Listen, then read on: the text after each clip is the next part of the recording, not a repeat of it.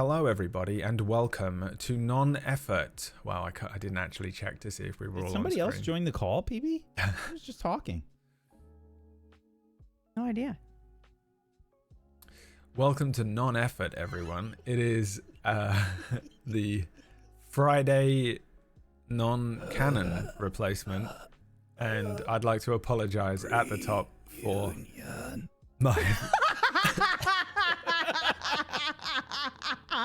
Don't make him laugh. It's gonna hurt Please. so much. I have to cough. If you would like to make Brad cough and die from laughter, please donate $100 dues now. I am insickened. I have been given a sickness. Insickened. Yeah, someone cast poison on me. It was my nephew for sure. My little nephew. Oh yeah, on Monday. 100%. Yeah. My sister told me that they went to the swimming pool last weekend, and then I went there on Monday, picked up all the diseases, came home, and I really thought I just had a sore throat, and then last night it all came fucking barreling in. So I apologize now, 1, for just how insane my voice sounds, 2, for if I constantly sniff or cough or whatever. I'm going to try and mute myself, obviously, but if it happens, it happens. And I'd also like to apologize for Wax Steven. Just a blanket apology at the start of the stream. Thank you. We decided that between, I don't know what to call them, non-canons? Yeah. Between non-canons, we would do just a little casual sort of chatting podcast vibe thing on Fridays in the interim between shows. We're going to be putting shows out. Obviously, the next one will be Pumpkin Berries.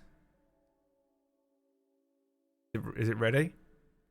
No. No, that's why we're doing this. Yep. Yeah, so we just thought it might be fun to just do this. This is called non-effort because obviously the point of this is that it's a buffer so that we can actually prep the next thing and also work on whatever other things that we're working on. While we and enjoy... also talk to you guys. Yeah, you have asked us to do this. The shows take a little while to prepare, you know. You might think they magically suddenly appear on your screen, but they take a little bit to prepare. They take effort, whereas this doesn't, even though it sort of did. It did. It did annoyingly definitely take you effort. A very small amount of effort. You're like, I don't want to spend any effort on this. And I'm like looking at 2 versions of code that you've done. And I'm like, oh, okay, no effort, huh? I see. Well, I mean, compared to running a full show. So what we thought we would do is just sort of, we thought we would gather some topics, some subjects, some things to talk about as we move through the show. You are in charge of changing the subject. It's not much of a incentivization. So if you don't care, can you please give us some money anyway? Because this is funding Tablestory almost exclusively at this point. You know, this is our Friday show. We're coming out to try and just raise some money, regardless of, you know, incentives. Even if you're like, well, I don't care what they're talking about. They're going to have to talk anyway. I get it. But we added some things on that we can hit for subjects. The questions we asked Discord, tablestory.tv/Discord. You can join, you can find the non-effort channel, and you can submit questions. There's loads of questions in there, but obviously we're only going to get to a few of them. You can throw a question in for next week, and even if we don't get to it, we might still take it. We've grabbed a few of them for, you know, future episodes as well. So we're logging all of the questions that we want to use. So if you do have a question, head over to Tablestory during the week, the Discord during the week, and submit the question, and we'll grab them and we'll throw them up on the bar. A few of the questions are on here. I've got them as well print screen so I can announce who brought them in. But I thought, in a desperate attempt to actually incentivize this, that the top or the last question and topic of discussion should be something that we grab now live at the top of the stream. And then you guys vote for it in the stream. And we'll get you guys, to submit a couple of questions in the stream. And they can be anything, by the way. So it makes sense that we're going to be here talking predominantly about D&D, TTRPGs, running shows like this, anything around that kind of subject area. But also, if you just want to know weird stuff, or you want us to discuss anything, you can be discussing anything. Cats. You want to talk about cats? What's your favorite cat type? I don't know. You can ask us now, and shoe sizes. It's not really a podcast topic, is it? Really, that's just sort of a one and done question. I think we can probably bang that one out. But yeah, any weird topics. It could be anything you want. Even the weirder the better, to be honest, because I feel like if there is something really weird at the top of that bar, then that's the only way we're going to make any money on this every week. Just to be brutally honest about it. Now, a flaw in this that I've realized now is that we have to make money to get to the first topic, and I don't know what we do until then. I'll just sit back and pet Boo Boo until. I'll find. I'll pull one. Here. People will never. I know what I'm going to do. Go on, and that is that I'm going to stand up and plug this keyboard into the other computer so that I can upload the green room from Deathless, because I definitely forgot to do that. So I will be right back. 2 seconds. Yeah, why not do that in the middle of another show? Yep, I'm doing it. Great. That's fine. Fuck us, perfect. I guess. It's perfect. Hey, Brad, how has your day been? You guys will be fine. And someone is gonna tip right now, okay? So that I'm not a total asshole. Help me, chat. Sure. How has your day been, Brad? Oh, just awful. Well, it hasn't really been awful. To be honest, having just a little man flu is nothing compared to how sick I've been for the previous 6 months. Like the last 6 months of 2024 is the sickest I've been in so long. And this is absolutely nothing. I can take this in my stride. What is annoying about it is that I just cannot be fucked to be sick again. I'm so annoyed. I knew it was going to happen as soon as I started going back outside, because I was basically isolated and locked in again. So like I was like, I'm going to get sick, because I think what's happening right now is my body is flat packing a brand new immune system from every disease that was in that swimming pool, I would guess. I've laid around all day. I didn't do a stream because I just was like, I don't think I can talk for that long. Painkillers, ginger tea, and I bought these little cough drop things, and I bought 1 pack of them, but like 10 packs arrived. So I just ate all of them. Yeah. I love that story. You know, the other thing as well, PB, is we actually have no idea if this bar works. It's working. Yeah? Okay, great. Yeah. It's sort of working. Is it working? But what I do find funny that none of us caught is that it definitely looks like piss in that. It's like a piss color yellow. It's perfect. Yep. Okay. That's absolutely... Pissing is non-effort. First subject. Do we know what each notch on the bar is supposed to be? What do you mean? I mean, how much money it's supposed to be at each notch? Nope. No. I don't think we've never known. We didn't know on I know. Normally it's 75 for each. But I don't really think this is hope. right, because I see we've got a few tips. Could you imagine? He's like $500 for the first subject, dude. Could you imagine? I think it might be. I'm not kidding. Oh, hold on. Oh no, we didn't mean to do that, chat. Holy shit. PB, you're in charge because you're smarter than me and I'm dying. Because we've had 140, now 190 in donuts. Oh my God. So far. All right, yeah, it's not working. It's not working. Far. This is why you don't use my code. Okay. I'm looking into it right now. Yeah, Okay. you can refresh it and you can just put 190 in. Shall Yes. I make an executive decision here? Let's Yes. say that each notch is meant to be 250. Okay. Right. Okay. Yeah. Yep. Each notch is Okay. meant to be 250. Go Then 250. I'll figure it out. And what are we at? Are we at 250? No, not yet. All right.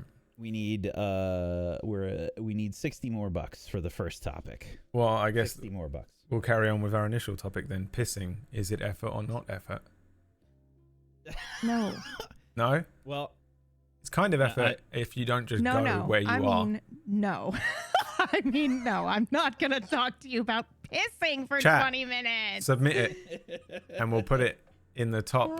This is what I'm saying. I like the idea there's a wild card question. I think that, so here's the thing. I think I love the idea of the gnome voices, but I also think we should have a serious topic that we're talking about with our gnome voices, because that's hilarious to me. I got a plan Just for that imagine one. trying to say something very serious and genuine, but you have to do it in your gnome voice.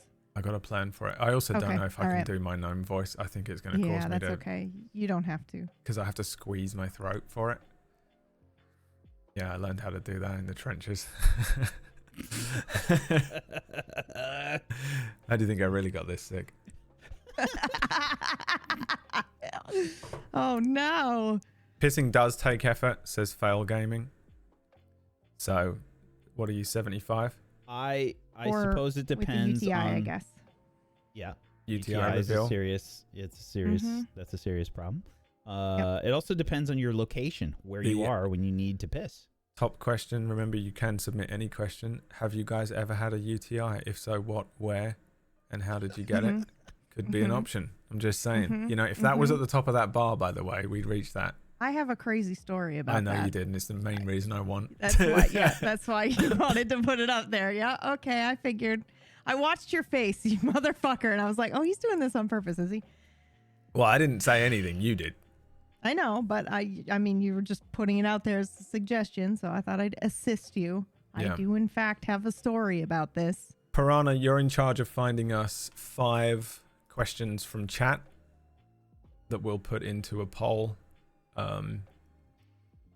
So just any 5 wild cards, TTRPG stuff, whatever it is, doesn't matter. Find us. Piranha, all right, hang on, I'll write it to you. Whack, you're in charge. Oh, it keeps on it too. Does pissing take effort? There you go, Brad. Thanks, Keeper. Oh. Well, the thing is, I have a drinking game with Keeper of the Oh. Art. Keeper of the Art is one of our absolutely wonderful mods. We've got incredible mods on the channel. And Keeper and Piranha are sort of head guards.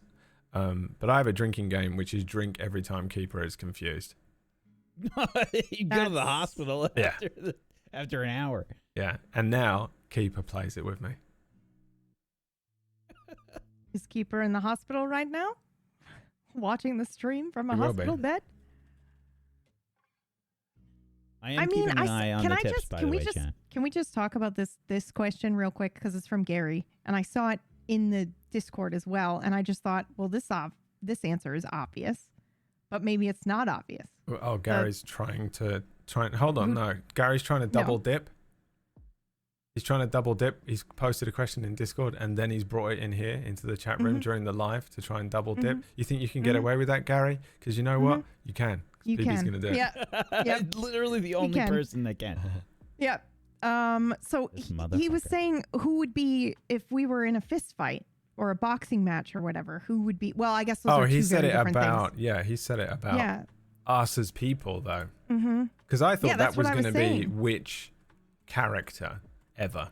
Oh, yeah. You know No, what but I he mean? means us as us as GMs. And I was like, oh, that's easy. Whack Steven. It was Kipling. And also, It was actually Kipling. Kipling said, Oh, free okay. for all fist fight between the 3 of you. Who comes out on top?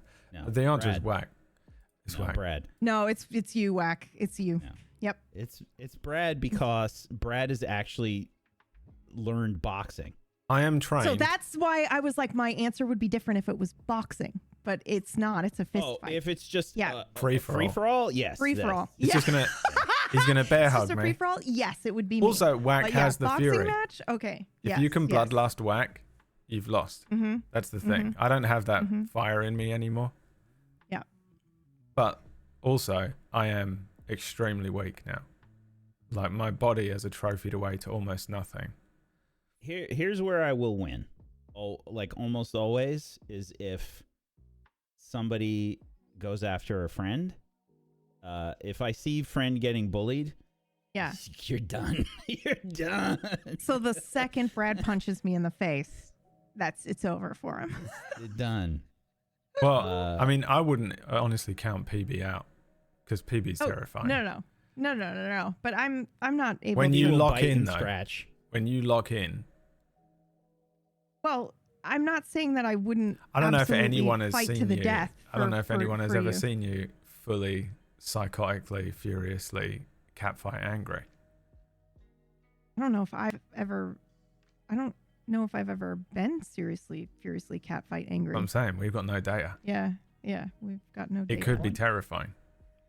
I It could have unleash been, something more powerful. I than have you've been ever. in situations where I've needed to get a little bit aggressive, but Damn. I've never been really violent. But it's usually to defend my sisters. Oh, what am I talking about? I have a story about ripping somebody's ear off when I was like 9. I just forgot that All right, happened. that's the top incentive. We got 2 stories from PB that are now the next 2 weeks worth of top incentives. I didn't mean to. If that helps anything, and it wasn't completely off. It was One just is like something to do with pissing and UTIs, and the other one is that you Mike Tyson someone. Such a fucking. I told you, random- biting and everyone's gonna think I'm- scratching, dude. everyone's maybe gonna think PB I'm would win. insane. Yeah. PB would win. No. Maybe No. PB would Okay, win. listen. I was like 10 years old. I'm not allowed to tell the story. Am I not allowed to tell the story now? That No, because we might be able to monetize it. So according to the bar, we have not made any money yet. The bar Okay. is wrong. We need 20. We need Who's fixing the bar? 26. We need 26.63 to hit the first notch on the bar. okay. Are you fixing the bar? I can fix the bar. Yeah. I thought Whack was making an executive decision that He he was made just an going to watch executive it. decision Okay. I'm for just the gonna amount, keep an eye not on it. for the. If it's not an Okay. easy fix, then I'll just keep. I'll just math. I'll hop into here I and I'll think look it's an and easy see if I fix can for fix PB. it. Okay. Well, now the pressure is on. So You're thank doing you the for thing that that we used to do in Rota, where you have to fix the ship while you're in the ship in space in a battle. You know, Yep. Like, whatever oh that check god. was. Yeah. Which one is it? Do you remember? Is it the simple one? It is known as non-effort goal bars. It's the only one that looks like this, so you can't go wrong when you click in there. I'm sorry. Did What? someone just drop me a follow on my channel because of the ear story? I just heard the lightsaber go off, which means I think that's what just happened. Is that you? Thank God, dude. That's my follow alert sound as well. So I was like, what just happened? Okay, sorry. Did you say it was simple? You can't go. She's Just click on going all of off them. in 12 Click on- different directions. Okay, I found it. I got it. Yeah, it's the only one that looks like that because all 3 of my designs are separate things. Okay. Okay, we did it. All right. So this Okay. question. Hold on. Well, no. You just Okay, all right. plug in I the just amount continue. of money at the Mhm, end because you can mhm, do that, mhm, right? The starting amount. This will all be fixed next week, but it also might not. This is non-effort. Welcome to non-effort. The question is, and these were all Bitch, we did that update live? we picked one each, by the way. Yeah, there you go. Yep. Great. Okay, it's working. Thank you, everyone, Welcome. for submitting tips when we were like, when it didn't look like you were. I'm very tired. The question was submitted by Fail. Says, have y'all considered a Tablestory West Marches campaign? And I guess Wait. So hold on. let's Just define before a we West get into Marches. that. Yeah. Okay. Yeah. Okay. Hold on. Before we get into that, when do I get to explain myself You don't. so that people don't You think I'm don't. a There's fucking psychopath? Well, this Okay. isn't just your own personal stream. This is a Well, but professional. I said a thing and now I can't defend myself, and Yeah. it's freaking me out a little bit. We're in. You had the time. It was up until we hit the first notch. And we've now run out of time for you to be at it. So now people just have to vote on that being the final incentive at the top there. Once Piranha, who wasn't listening to me, gathers me the 5 things. The 5 rings. Yeah, so West Marches campaign. Whack, can you define a West Marches campaign for everyone? Yeah. So I only first experienced that when Stephen Lumpkin did it. Same. I had no idea what it was before then. Did he coin the phrase? Sorry to interrupt. I don't know. I don't feel know. like his show was called The West Marches. It was. It was called The West Marches, but I don't know if he's the first person that did that or not. But effectively, the West Marches campaign is a really hard campaign where if you die, you're out. You're out. And they bring in a new person, and then they level up. It's a little bit like a roguelike kind of thing. It's like that thing that we watched that one time, Brad. Do you remember that psychotic dad who was like running his D&D? That was real life. No, but that's what I mean. We watched a video of him interviewing, right? And oh he was yeah. like, oh my god. Yeah. Yeah. He was like, oh, that was real life. I got it. It took me a second.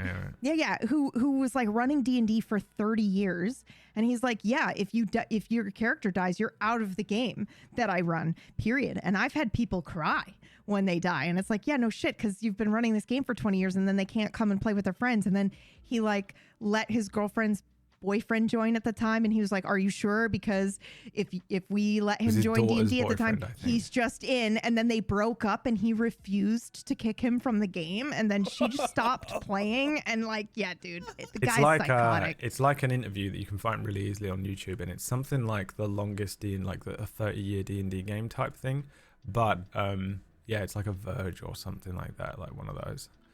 Yeah. So it was that plus large group of players can join in on an adventure whenever they want. So the idea was you can play for your character's going to keep existing, right? Like if you can't make it that session, the idea was like we're going to have much shorter arcs and you're going to be able to hop in and hop out effectively. So you're like, I need to not be in the next few sessions. To be. It's Oracles. Yeah. I was going to say, well, you did that for Oracles. I did, but then no one hopped out. And so it just became 30 players every week. So like Gone. And that was my intention for Gone as well. Like, that's every show you've ever run. Well, I mean, no. Gone specifically, I was like, because in Nocturne, there were, we had a lot of people going and doing things and being gone. And so I was like, oh, okay, what for this show then? I'll plan for that in mind. And I'll ask a bunch of people to just like be ready on call essentially. And then when people are gone, we'll just throw them in. And then COVID hit and nobody went anywhere. So I just had everyone there for the whole time. Yeah. 9 people. The overall idea is that it's like the world stays the same. The GM can change. The players can change. Oh, I didn't know the GM could change. That's cool. The GM can play. It can change. Stuff is dynamic, so stuff is still happening. You have one group do things, and then stuff is still going on while they're doing things. So like the GMs that are in charge or that have that are a part of this might sit down and be like, okay, what's happening while this is going on? Maybe they roll some dice to figure out what's going on, and it's always evolving. Players can hop in, players can hop out, it's like quests as opposed to a giant overarching story. So yeah, the question is, have we ever considered running one of these things? I've considered it several times, but for me, logistically, wrangling the cats is too annoying for this kind of thing. And the fact that we usually focus less on like the mechanics of it being a board game with friends and more about it being an episodic kind of TV show. It makes that a little more difficult because it's very elastic, like how deep an episode will go.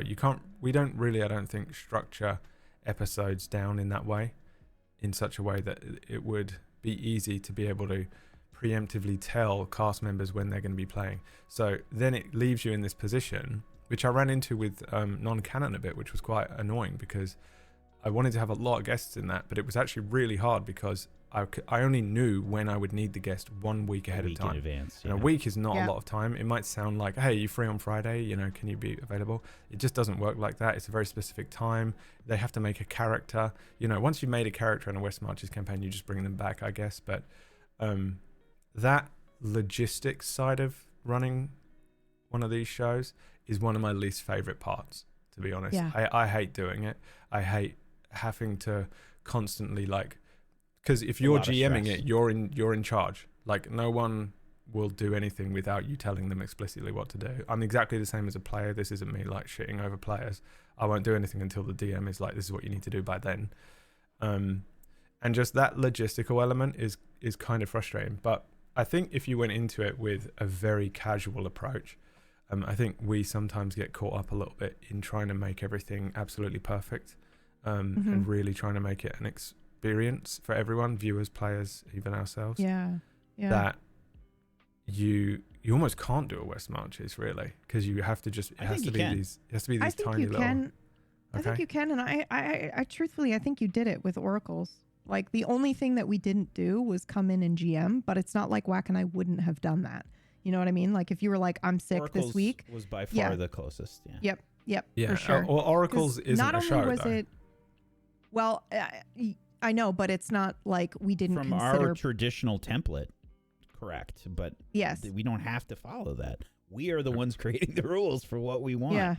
Yeah. And for FYI, just because not not like everyone we would have didn't- seen everything, Oracle's Rest is an offline D&D campaign that We've run it a played. couple times on Tablestory, There's a but it's couple also of not like episodes we you can didn't watch. talk about just bringing it live. It's something we definitely talked about doing. Like, We almost this did it is in this fun. slot.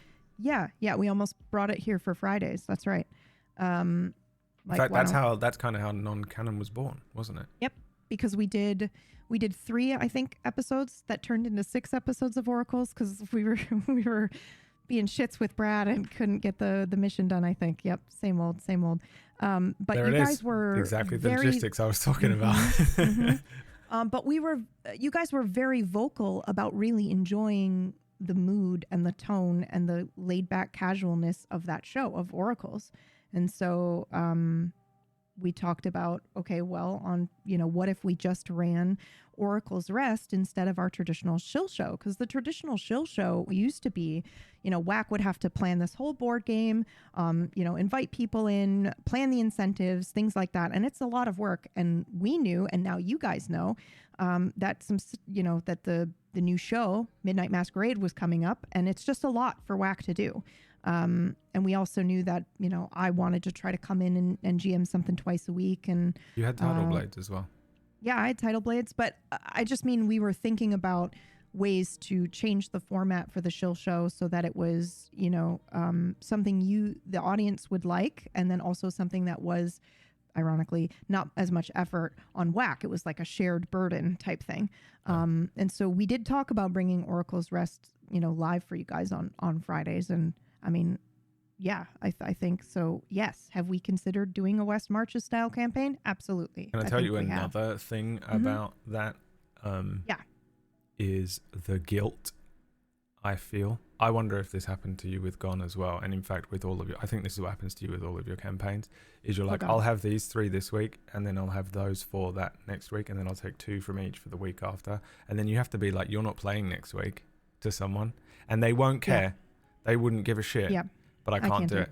Yeah. So then Yep. you end up with Yep. 18 players in Yep. Oracle's Yep. Rest every week. Yep. And you're Yep. like, just And I freaking tell out. myself I'm only going to do this many, but then truthfully, and this is just non-effort, the honesty of this podcast, when I see that the player is having fun as well, I don't want to, brutal. I don't, like I can't, Like, you I weren't can't supposed to take be that away here from for them. 20 minutes of this, and now Yeah, you're a but you're main having party so much member. fun, and everyone's enjoying role playing together. I'm not going to say no to that. It's horrible. Yeah. I Then you have will 8 break players. my back. Yeah, I will be like, okay, I will throw in another player before I'll stick to my guns in that regard. And I know it's a meme. Oh, a guest has come in on PB show and now they're perma part of the cast. Meyer, I swear to fucking God, don't do it. I have too many people on Deathless already. Okay, don't fucking do it. What's he swear doing? to God, What is he even doing right now? you'll have to find out. Okay. Yeah, man. Swear to fucking God. I love the idea of it. Very much a West Marches style campaign. I think I really enjoyed that show as well, Whack. I was just learning how to DM when it was out. I think the on. primary idea behind that show ultimately is that it's sandbox. because what you're doing is you're creating the setting, you're creating an overarching story that doesn't necessarily interact with the players. It's just going on in the background, and if they run into it, cool, you know. But that's every Brad campaign ever, though. Really, I mean, aside from Darkfire. Darkfire was like, I have this story, and we were active participants in it. But Dying Order, we could have walked away from that story at any time. It felt like, anyway. I don't know if we actually had the freedom to do that, but yeah, you can maybe do not. anything. You guys ruined the story immediately. And by you guys, you mean me, because I went the wrong direction. No, it was all of you. It was supposed to be okay. you were supposed to go around the whole country, and you stayed in one city. I had to bring everything. Yeah, the We original. traveled, didn't we? No, the original point was that you were supposed to collect all of the masks. The company of masks were after. Oh, you mean Darkfire? I thought you meant Yes. Dying Order. That I ruined Dying Order because I went right Okay, instead yeah, of left. Okay, yeah. I thought you said Darkfire. Yeah, we stayed in Rosegard. Are you kidding me? Yeah. We stayed in the one fucking town. Yeah, Dying Order, you Uh-huh. could have gone absolutely anywhere. That was the point of it, and you chose That's what I immediately meant, to go yeah. to Dustvale. I was like, I made the whole world, and you're going back to the one that I don't. There's the least like exciting, incentivized way to open a campaign in my brain. People enjoyed it though. Well, I think there's lots of different ways that you can do it, but from my perspective, the way that the West Marches campaign stays interesting as a show is you have to really focus on the characters. It's all about the characters. The players really have to go ham on really caring about their character a lot. Yeah. You know, because if they die, they're out, and it's not like if I did it, it wouldn't be like a permanent thing. I wouldn't be like, yeah, you're never fucking coming back on this show. If you come back, it's with a new character, but it would have to be like you're gone for a little while at least. It has to have an impact. But yeah, that you have to really go ham on the characters. They have to be really interesting, and that the show is about the characters, and you're giving them these quests, but it's about these characters. And I think the only way to really do that is to, you know, just make some really interesting quests. And you can't really focus too much on the overarching story. And the idea is that you have the overarching story, but like, you know how normally when we set up a game, we, at least this is for me, and I know we've talked about this before, so I'm making some inferences, but you know how when we set up a game, we make the beats, you know, like you like to use that term, PB, you make the beats. Yep. We would create these little things that we can insert anywhere. It's almost backwards. We would almost have to do that for the main story and say like, okay, there's just bullet points for the main story. It's like this crazy shit is going on or whatever, and we can make a few quests that might interact with it, but they have to find those quests, and they go out and they do whatever they do, and if they go on this quest, they'll find a chain link that connects to the main story. You know, I think that would be the way that I would try to run it. But we've definitely talked about it. I've talked about doing the West Marches thing before. It's actually come up as a possibility for, you know, one of our shill show type ideas. You know, so it's definitely something that we've talked about before, and just, you know, this is what I've been thinking about in terms of like how I would run it. I would really try and focus on the characters, and I'd really try and hone in specifically on the quests, and I'd flip the way that I would do the setup. I would just do bullet points for the overarching story, and I just roll some dice, and shit would be going on in the background. That's it. Yeah. I think that you would be. I think that you would be really good at that. Doing a show where the drive is the characters and having that stuff in the background, but also I think you would be able to put characters in positions that would highlight them, because you know D&D so well too. You'd be able to be like, oh, I'm gonna pull in this anymore. I've been playing Pathfinder now for 2 years. It's like, some of that info has leaked out the other year. Yeah. But I mean, I think you still know enough about like the monsters and the characters to kind of go, oh, I'm going to put them in this situation because it's really going to make, you know, like it will showcase this character's abilities real quick, you know? I think it's something we can all do. It's just a different process. Mm-hmm. Well, one of the things that I did with Oracles was I would pull a lot of stuff from the Adventurers League, if you know what that is. Yeah, I mean it's kind of West March's. It's very setup. useful for that. If I was going to run a West Marches, it would be that, you know. Are you familiar with that, PB? I'm familiar with the GM, but I haven't seen the campaign. So Yep. what Brad is talking about with the Sword Coast Adventurer's Guide.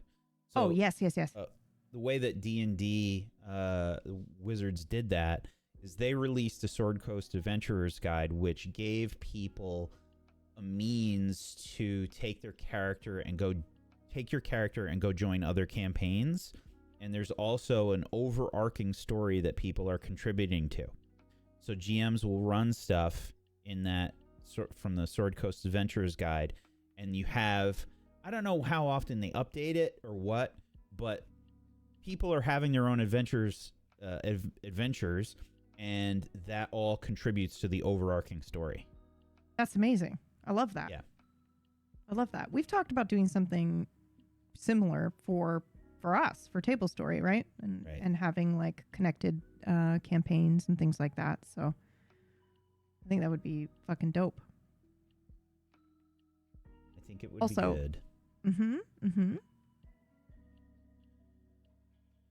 I don't know if this is working anymore. I don't think that it is. I feel like I think it I'm keeping an updated. eye on it. Okay. It's correct. Okay, perfect. Okay. I was scared that it was broken as well. I also thought it was broken, but it could just be that it's not updating for me on this screen Yeah. because I have we the just code need open. tips. That's all. Okay. Fair. One of Hey, the listen, everyone was enjoying our conversation. How about this? They're not Silence forcing until it. we get. No, I was going to say, how about it's not forcing a topic change? Because, like, if it were me and I was enjoying the conversation, I'm not going to donate because I don't want to change the direction of the conversation. How about they're just unlocking it? We will talk about that at some point. We will get to it. that is Sure. that is what it was going to be. That way we can continue to talk about Brad's West just Marches 90% if you want. phlegm and could not Yeah. explain that. Mm-hmm. Yeah, I don't know Okay. why I opened the show. To be honest, I don't know why. If you go back and watch the VOD, guys, I'm like bewildered that he keeps talking. He doesn't pass it to Whack or I don't know or why I anything. didn't think about He it. just kept So going. I've been doing it for weeks. I was like, think. okay. It's just my brain. Yeah. Also, because I'm the one running the OBS, so you have to I did offer. orchestrate. Yeah, I know, but Yeah. like, Yeah. And you were like, you "It'll don't be know fine. when I you're don't on need screen. to." You know what I mean? Like, there's no way of me telling you when you're live. Mm-hmm. So I just did it. I'm pretty sure it went like this. You know, we've got 30 seconds, 10, and we're in. Yeah, I know. But here's the thing: I'm not usually on a call with you two. I'm usually on a call with like Maya and Orkish, these bloody bumbling idiots, who I would be like, okay, and you go live in 3. You ever done a cold open with these people? Oh yeah, absolutely. And you're like, okay, mics are hot. You'll hear the music come in. You'll hear the cue. I'm going to count you in. It's 5, 4, 3, 2. And there's like 60 seconds and you're like, Go, somebody go. you know? What my favorite thing every week on Deathless, dude, like that pre-call, I wish I could record the pre-call because the energy is insanity and they're just going and then I'm like, okay guys, I'm gonna play the intro now just so we're all ready. Yeah. And I'm doing it and they're still going and going and going and I'm like, okay, you have about 10 seconds. They're still going and going and I'm like, how are they gonna do this? And then I'm like, okay, and I hit the audio and then all of a sudden somebody goes, previously on Deathless. And it's like they're just on it, dude. For Cura, it was the opposite. For Cura, they would be talking right the way up till the point where I was like, you guys have to stop speaking. We're on a black screen. The stream has been live for 10 seconds and I'm waiting to cut to us. Waiting to, yeah. Mm-hmm. But they wouldn't, but they won't shut up. And by they, Orkish. You mean Orkish? Yep. Yeah. It happens on all of my shows. I have to like manually shut them up. I hate that bit. It's already so much. It's already 9 minutes past. We got You guys are having a great time, but you're not in the pub, and I hate to be the guy. No, we all love each other here, okay? But shut the fuck up. Everyone's hanging out. We're all excited to see each great. other. And then you have to put a gun to the back of their head and be like, shut your damn mouth. Role play, And you're bitch. like, yeah, it's horrible. And then you have to like silence them for a few seconds, which kills their momentum. And then you're like, and we're live. Yeah. And they're just like, And then they're like, oh, I just got told to shut up by Yeah, Dad. I don't like They're this like, very "Ah." much. Yeah, I don't know how to do it. I think I'm a terrible producer You're not a terrible producer. in that way. In the quiet on set way. I hate being the quiet on set guy. Mm-hmm. Mm-hmm. Because Brad can't be silent when he's the cast Oh, yeah. member. Oh yeah. Again, Oh, I yeah. am absolutely. If I could just share, like he was like, oh, and they're going and going and going, and I'm just thinking back to Gone. I'm like, absolutely. Oh, or I have Kingmakers, always I'm had. pretty sure you go to. I've bitch. always said that, like, whenever I complain about something that players do, I am 100% guilty of every time. There is almost nothing that I complain about from the DM side of things that I don't do the moment Yeah. I'm a player. Yeah. I do Yeah. not give a shit about your crappy little game. I'm here to have fun. I'm making friends. You're going live in 3 seconds. I can get 3 jokes in there. I'm the center of attention. I'm going to do it. I'm the exact same. Like, I know. God. I'm absolutely a hypocrite on that. I find your lack of professionalism disturbing, Meyer. Put it on a fucking shirt, ship it, done. The lack of professionalism Not is what he powerful. said. Did I really say It's not that? what he said, but I then was like, oh, but if it's for Brad, you would do Vader, right? If I put the lack of professionalism is palpable on a t-shirt with my name next to it, no, I don't even believe I said that. That sounds too You smart didn't for say me. that. Speaking of t-shirts, check this out. Guess what arrived? I got 2 of them, but one of them I don't have to hand. Is it the black? Yeah. It actually looks really good. The quality. I was like really concerned with all of the writing and the small print. Mm-hmm.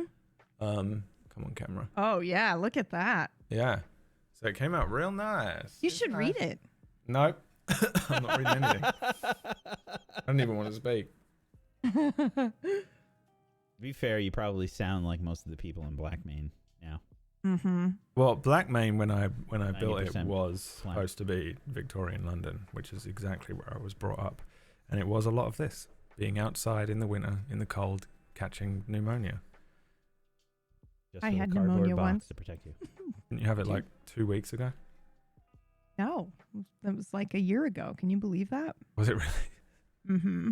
You had full-on pneumonia last year? Oh yeah. Yeah, she went outside once. It's exactly what just happened to me. No. I found it very frustrating because I'd been walking every day for like a year, and then I got pneumonia. I mean, you went and outside I to... fell off the wagon. Yeah. When you go for a walk, you're not really interacting with anyone. No, Where you get on a boat with a bunch of other people. I don't know how I got. Oh, that's right. How did you remember that? I went on a like a you river not? boat. I don't know because I don't remember how I got it. I just remember that I got it. That's what I'm But saying. you're right. Like, I went on yeah. a river boat and I was so excited about it. I was like, oh my God, I'm on a river boat, like a houseboat. And it's so cool. And then I got pneumonia after and it was fucking awful. It was When terrible. I say go And- outside, I don't mean like just leave your house. I mean you have to Yeah. like interact with like, yeah. other people to Touch catch things. the disease. Yeah. Gets hit by a car if she goes outside. That's I true. know. No, but I. So the craziest thing about the pneumonia was that I walked to go pick up my results because they called me and they wouldn't tell me my results over the phone or anything. So I was like, okay, I'll walk down. And they were like, oh yeah, your results have been here for like 4 days. And I went, okay, I'm just like sick as a dog, but sure. So I walked down there and then it's like insane pneumonia. You shouldn't be outside. You shouldn't be walking. You shouldn't be doing anything. And I'm like, they couldn't tell me that over the phone. I walked down here and almost died to pick up these results, and I'm supposed to be laying on the couch forever? Oh, ridiculous. Incredibly, PB's ear story and PB's UTI piss story didn't win. I'm shocked. Oh, wow. That's amazing. Thank God. They want us to discuss what our IRL D&D How classes dare you would give be. her a break, chat? How dare Oh. you? Thank God. Well, I'm I not- thought I'm not proud of either of those moments. I know one of them, and I can't imagine that the other one is anything to be proud of either. Thank I you. I really thank want to hear you. both stories. I got to be honest with you. I'm surprised you haven't heard one of them. I haven't. Oh, God. haven't. Okay. Well, they really did it I'll so just- that I wouldn't be able to explain myself and that I'd have And to you have sit to in that sit discomfort. Yep. all mhm, night. That's why they did it. You have to Mhm, sit there mhm, in that. piss. and go, okay, people think I'm a fucking psychopath. Yeah. Cool. Awesome. I mean, there's no other way for you to have ripped someone's ear off, so Okay, I pretty didn't. much. First of all, You it don't was get an to discuss accident. it. No. It was an No, accident. they didn't want to hear about it. They don't want to hear about it. What if the reason they don't want to hear about it is because they don't want to hear the gory story? Okay, it's not gory. Well, it is because you just said I mean, it is a you little ripped bit. someone's It ear is a off. little bit. So I didn't just rip it off. some It was people are like a- listening to this for a comfortable, relaxing time, and you're discussing how you tore someone's ear off of their head. Okay, no one wants to hear that in detail. Escalating it. Why do you keep escalating it? I didn't rip somebody's ear off. It was just a tiny little bit here. Disgusting. I'm not proud of it, okay? But he called my sister a name and made her cry. I can't laugh because I will not stop coughing. The frantic explanations. Wait. Back up. No. It was an accident. Oh my No. god. Absolutely not. We have to keep talking about West Marches for the next hour. Okay. We are still getting tips though, so it's still a thing. We're still. Chat, help me, please. Please let me explain myself. They want to dig the ditch deeper. Yeah. Throw Okay, you in cool, and make you cool, climb cool. a fucking mountain of ears to get out of. That's how one of you is starting the next campaign. Maybe me. Maybe in my next horror show, I start with that. Oh, God. Pumpkin delober berry. What? Delobing. That reminds me of when Brad had to do the Reddit thing where he went to the gross Reddit channel and he had to look at the degloved foot. I could not watch him do that. No. His reaction was legit. You You made a meme about it. What are you talking about? What? You made a fucking 12-video meme about it. Oh, yeah. Do you just not remember this shit? No, I remember that.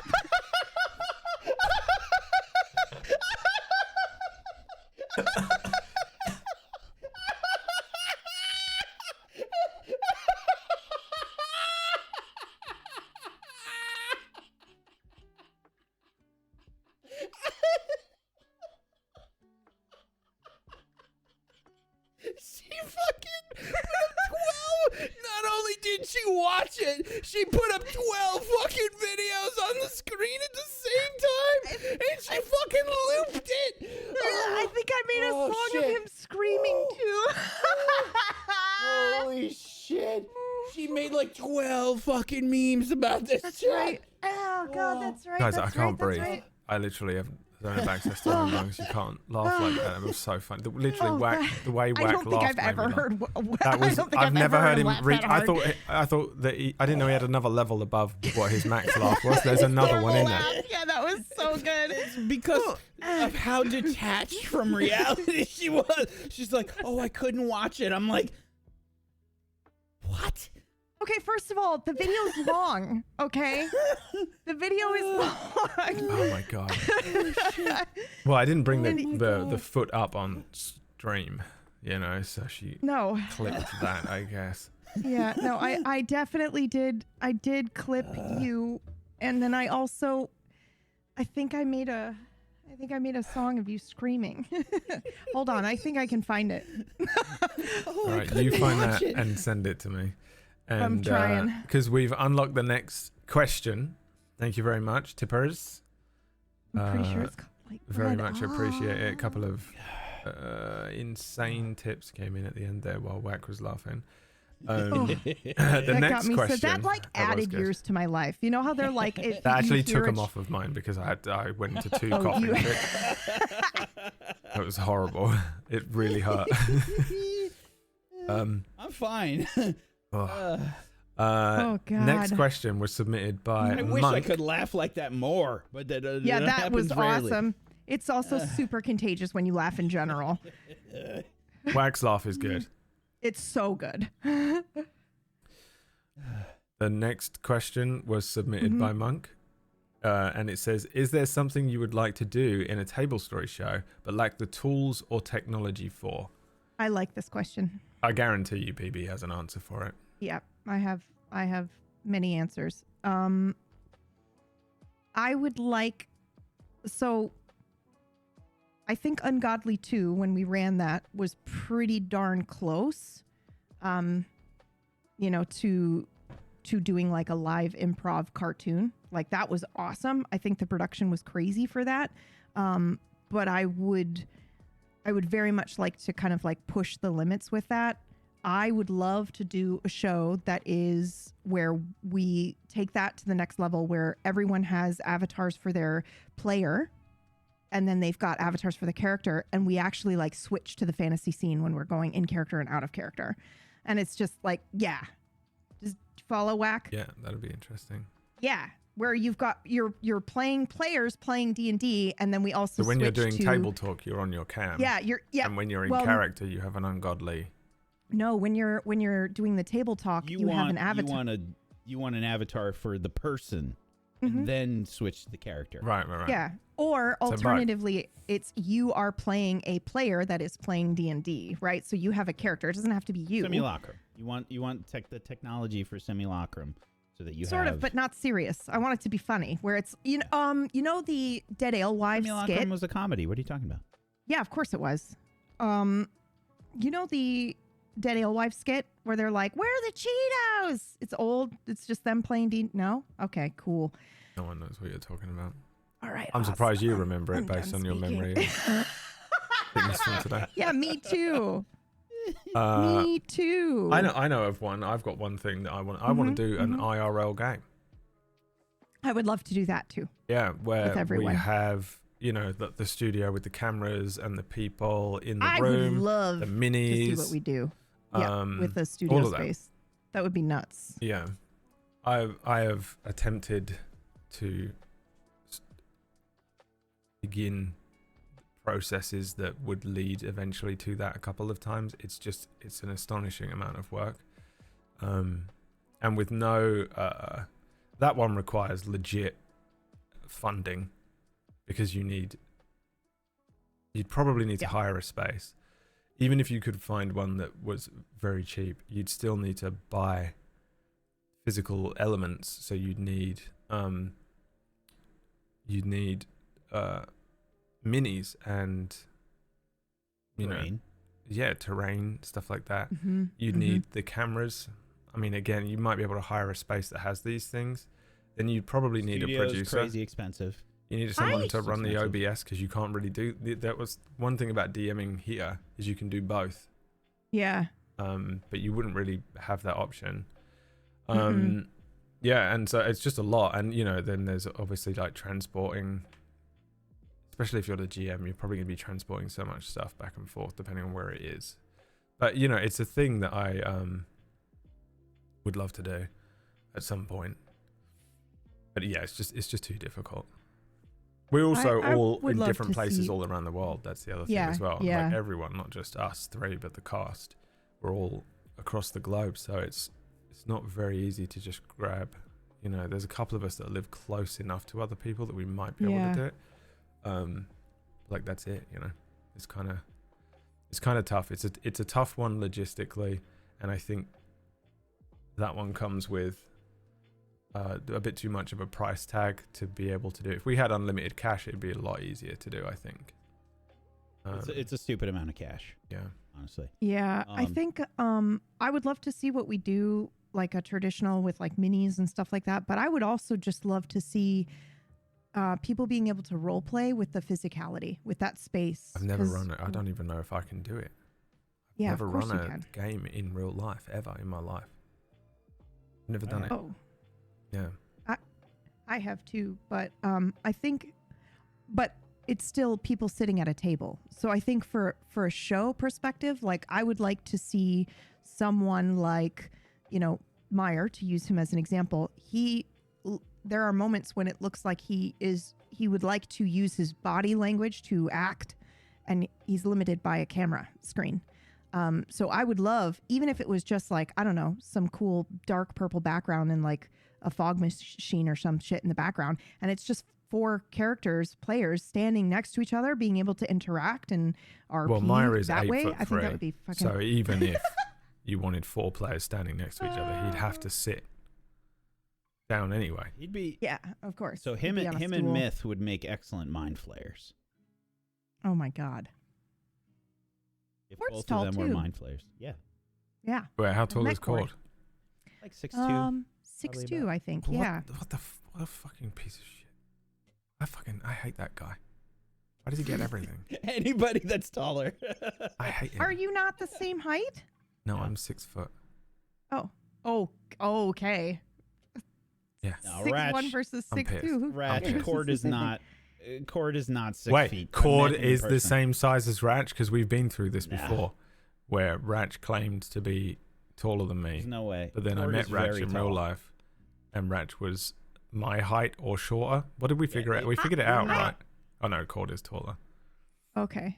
I was going to say, I feel like I remember Cord being fairly tall. Well, it sounds He's like he's tall. not, and I I'm met him in okay with person. it. He's tall. Yep. Yeah, Yep, it sounds I like met him oh, he too. doesn't sound that tall. He doesn't sound that great. He doesn't sound that tall and When attractive. did you meet Cord in person? How come I haven't met you in person TwitchCon yet? 2017. Oh, yeah. I just didn't know you That guys was yet. such a long time ago that his back probably was- has shrunk a little bit in that time as well. He's gone. Mine? He's, Definitely. Cord, he's starting to get a bit old. Oh, my God. I'm just so incredibly jealous of him. He's so beautiful.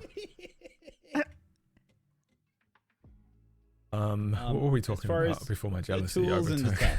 Tools and the I'm tech. not sure. If it were up Yeah, to yeah, something that you want stuff to I do. would like to see. Yeah. I mean, there's a lot, man. There's also like a certain amount. Like if we could make it possible, I don't want to spoil it. There's a lot you can do that hasn't been done yet in the D&D Yeah. space. I think there's a lot of stuff. I think Critical Role has hit on a lot of things. Recently, they've like done a bunch of studio upgrades and things like that, and they have upped their game quite a bit with what they've been doing. But I think there's still a lot of stuff that hasn't been done yet. A lot of things with dynamic cameras and stuff like that, dynamic backgrounds, and I mean, again, unlimited cash. It's a big factor. I mean, just having a studio, like renting a studio, is a lot of money. You know, Mhm. that's a big overhead just on its own, You know- let alone getting all the equipment in there. I did have a thought many moons ago that there is, I don't know if they have this in the US, and I don't know if they have this where you are, Brad, but here in Canada, they will have like random, like, I don't want to say mini land sales, but they'll have land for sale that's for commercial purposes that they can't like do normal zoning and stuff on or whatever. And it goes for stupid cheap. And I had this thought of like, oh, because we wouldn't necessarily need to be able to sell anything to anyone. So most of the times companies will grab it for warehouses. And I was like, oh, we just need power and we could build our own like studio. Like you'd do one of those like, tiny home things, but a studio build. And we could do something like that. But no, but I'm the only one over here. So it just doesn't make sense for me to do it. You know what I mean? But I keep running into I that have as well. thought I have about the I can Yeah. put Leah and Maya in a show. Yeah. I'm not Or, doing, I'm not doing that. Mercs too, maybe. But I mean, No, I don't think I would like her in a show either. yeah. That's what I'm saying. It's just not worth it if you're only going to have Orcish, what are you doing? that Wait a level minute. of- Everybody stop. Orcish, send in a tip. Oh, Brad, please take this and buy some chicken noodle soup. No. What? How far have we fallen if Orcish is sending in tips for the show? wax Steven. No, he's absolutely correct. But then again, there is no one on this planet as financially irresponsible as Orcish. So I can't believe he does this. Oh God. He also did it immediately after ordering a pizza. He just like, ordered yeah, I got pizza, this. yeah. He must have Yeah. he made bank on Friday his night. stream tonight, yeah. I'm gonna order a pizza. I would love to have imagine doing a game where you have the stagecraft thing, the video wall that they film like Mandalorian on and shit now. Like one of those would be so cool, and you properly project it live up. You just have a computer. Meyer connector. apparently said that Critical Role's new studio was made by a friggin' Disney Imagineer. Like, what are we gonna do? Yeah. Critical Role have unlimited money though. They have. Yeah, they have lots They have of a money. sink well of cash. They are the Scrooge McDuck No, it's not Scrooge. What's his name? The grandpa that jumps into the tower. Scrooge McDuck. He is Scrooge? Yeah. Yeah. Yeah. I just thought he was Scrooge in the Christmas special, but is that his actual name? Yeah. That's hilarious. Donald is his son. That's ridiculous. Louie, Dewey, and Louie are the grandkids. That's insane. I love that you know that, Whack. Scrooge I watched McDuck the is shit the out of critical role DuckTales when I was a kid. DuckTales. Ooh. Right? Yeah. Of the D&D world. Not that they're miserly with their cash, but just that they have a tower of unlimited cash. Oh, the nephew. No. Donald Must be is great the to No, pull nephew. from. Orcish. DuckTales has the best opening music. No. X-Men, the 90s cartoon, has the best opening theme of any cartoon. Yeah, it's so good. Yeah. I would come running from the other room. I've never heard that. Power Rangers Fuck. was also That's good. not a cartoon. Power Rangers is But yes, up there. yes. But, yeah. Biker Mice Dude, from all Mars. of the we had Fridays when I was a kid 10,000 years ago we had TGIF, so it was thank God it's funny is what they called it, and it was like we had sitcoms and we had like cartoons and stuff on that day, and we had DuckTales, we had Darkwing Duck, what else? DuckTales, Darkwing Duck. Like, there was a collection of these Disney cartoons that they had. They had, what the hell was, like, Launchpad McQuack? He fucking switched to, like, his, Gizmo Duck. Gizmo Duck, I remember that shit. Tailspin, yes. Yep. That was good shit. Back in the day. If you say so. I don't know. I'm not that old. I don't remember any of that stuff. I was born in 1997. Brad, who's the villain in Final Fantasy 1? Is Garland. I was going to say, I don't know why. This is how messed up I am. I was about to say the Warrior of Light, which is the main character. That's how tired I am. Delirious. Mm-hmm.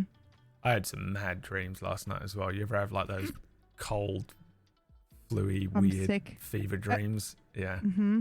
I kept waking up from the dream and just being like, what the fuck is wrong with me? You know? It didn't even freak me out. I was just like, that is just messed up that my brain is capable of holodecking whatever just happened in this dream. I won't tell you anything that happened in them though. Could we incentivize it like you incentivized that's my the UTI top. story? Too late. Oh, okay. I Too don't late. think it is. I think we could easily just say if we get, over that goal, then we talk about Brad's dream, and he has to tell us in detail with backing music. You can say Sounds that. good to me. You can say that out loud, yeah. Mm-hmm. Mm-hmm. And if Whack and I agree to it, then yeah, you have to do it, right? It's like you're right? doing, That's how this you're works? doing the company how this works? 33%. Uh-huh. I executive most certainly override. am. Decision made. Oh, damn. Oh, Brad God. talks about sex dreams on. Oh, dude, I wish they were sex dreams. It was... Actually, no, I don't. It probably would have been weirder for me. Yeah, it would have. Yep. It really Yeah. would have. Yep. Mm-hmm. I love democracy. That's not a democracy. Yeah, that wasn't God. democracy. and Freakazoid and Tiny Toons. Oh, Freakazoid was so good. Freakazoid. Tiny Toons. They had the guest musicians like and shit every week. They would play like weird musicians would come on and like just have a random song that was on Animaniacs. They did music videos and stuff. I don't know if I remember that. I do remember the Animaniacs state song because it helped me learn my states for the test in school. Sounds great, guys. And They I'm glad Might you guys Be had a Giants fulfilling on. childhood. Yeah, yeah. We you had took out of one that? VHS of Hector's house to share between us. What the hell is Hector's house? Google it right now. British show. No. Just Google I'm it. Hector's terrified. house. An Okay, image. all Google right, image all right, is the All most right. insane thing. Well, it's not insane. It's just hilarious. You'll I'll enjoy it. Oh my god. Yeah, Me and my brother, who's also my cousin, had one VHS of that I've seen this cat before. that we watched over and over again. In your nightmares? No, I think this is on Canadian TV as well because it's French, right? You know what's so funny? And I'm sure I've told you this before, but we had that one VHS at Hector's house, right? And then my uncle came over and gave my nan, because we were living with my nan, 2 new VHSs.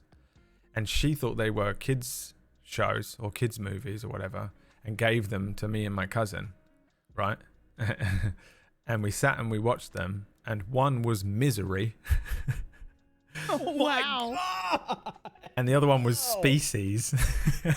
Oh. Yeah, dude, it's like softcore porn. That was crazy. We were like, what the hell is this? Yeah. I think we were a bit older for Species. I don't know when Misery came out, but I remember watching it. Me and my brother cousin. Just really, what is this? You found it? Why do I have this? Why do I have this? What is this? I Do you have any memory of this meme, Brad? I What was is not this? involved with that. What is this? Why do I have this on my computer? Now we know it. Now I know what you do when the stream's over. I think that might be Lionel or Sova. Isn't that what you made me do for the intro? Oh, but then we didn't do it, And right? We maybe didn't Yeah. use them. Oh, fuck yeah. Holy shit, that's Like the hardest hilarious. edit of my life. Yep. Ah, it was very good. Anyway, All right, let's I accept. can't find this fucking Twitter video. Let's accept a question from screaming. Orkish because I think he needs Yep. to know right now. I have a question for the CEOs of Tablestory. What Tablestory show would you rewatch if you could rewatch it? It was written in all. We all can caps. rewatch it. Why Yeah, wouldn't what are we you be talking able about? I to think rewatch- he Are you- needs to know what to watch next. to watch next. Oh yeah, okay. Well, so you did. Darkfire. You got to do. Yeah, you got to do a Brad campaign next. Mm-hmm. No, You did one of PB, one of mine. Now you got to do a Brad campaign. no, you don't want to do that. Watch So- Kira.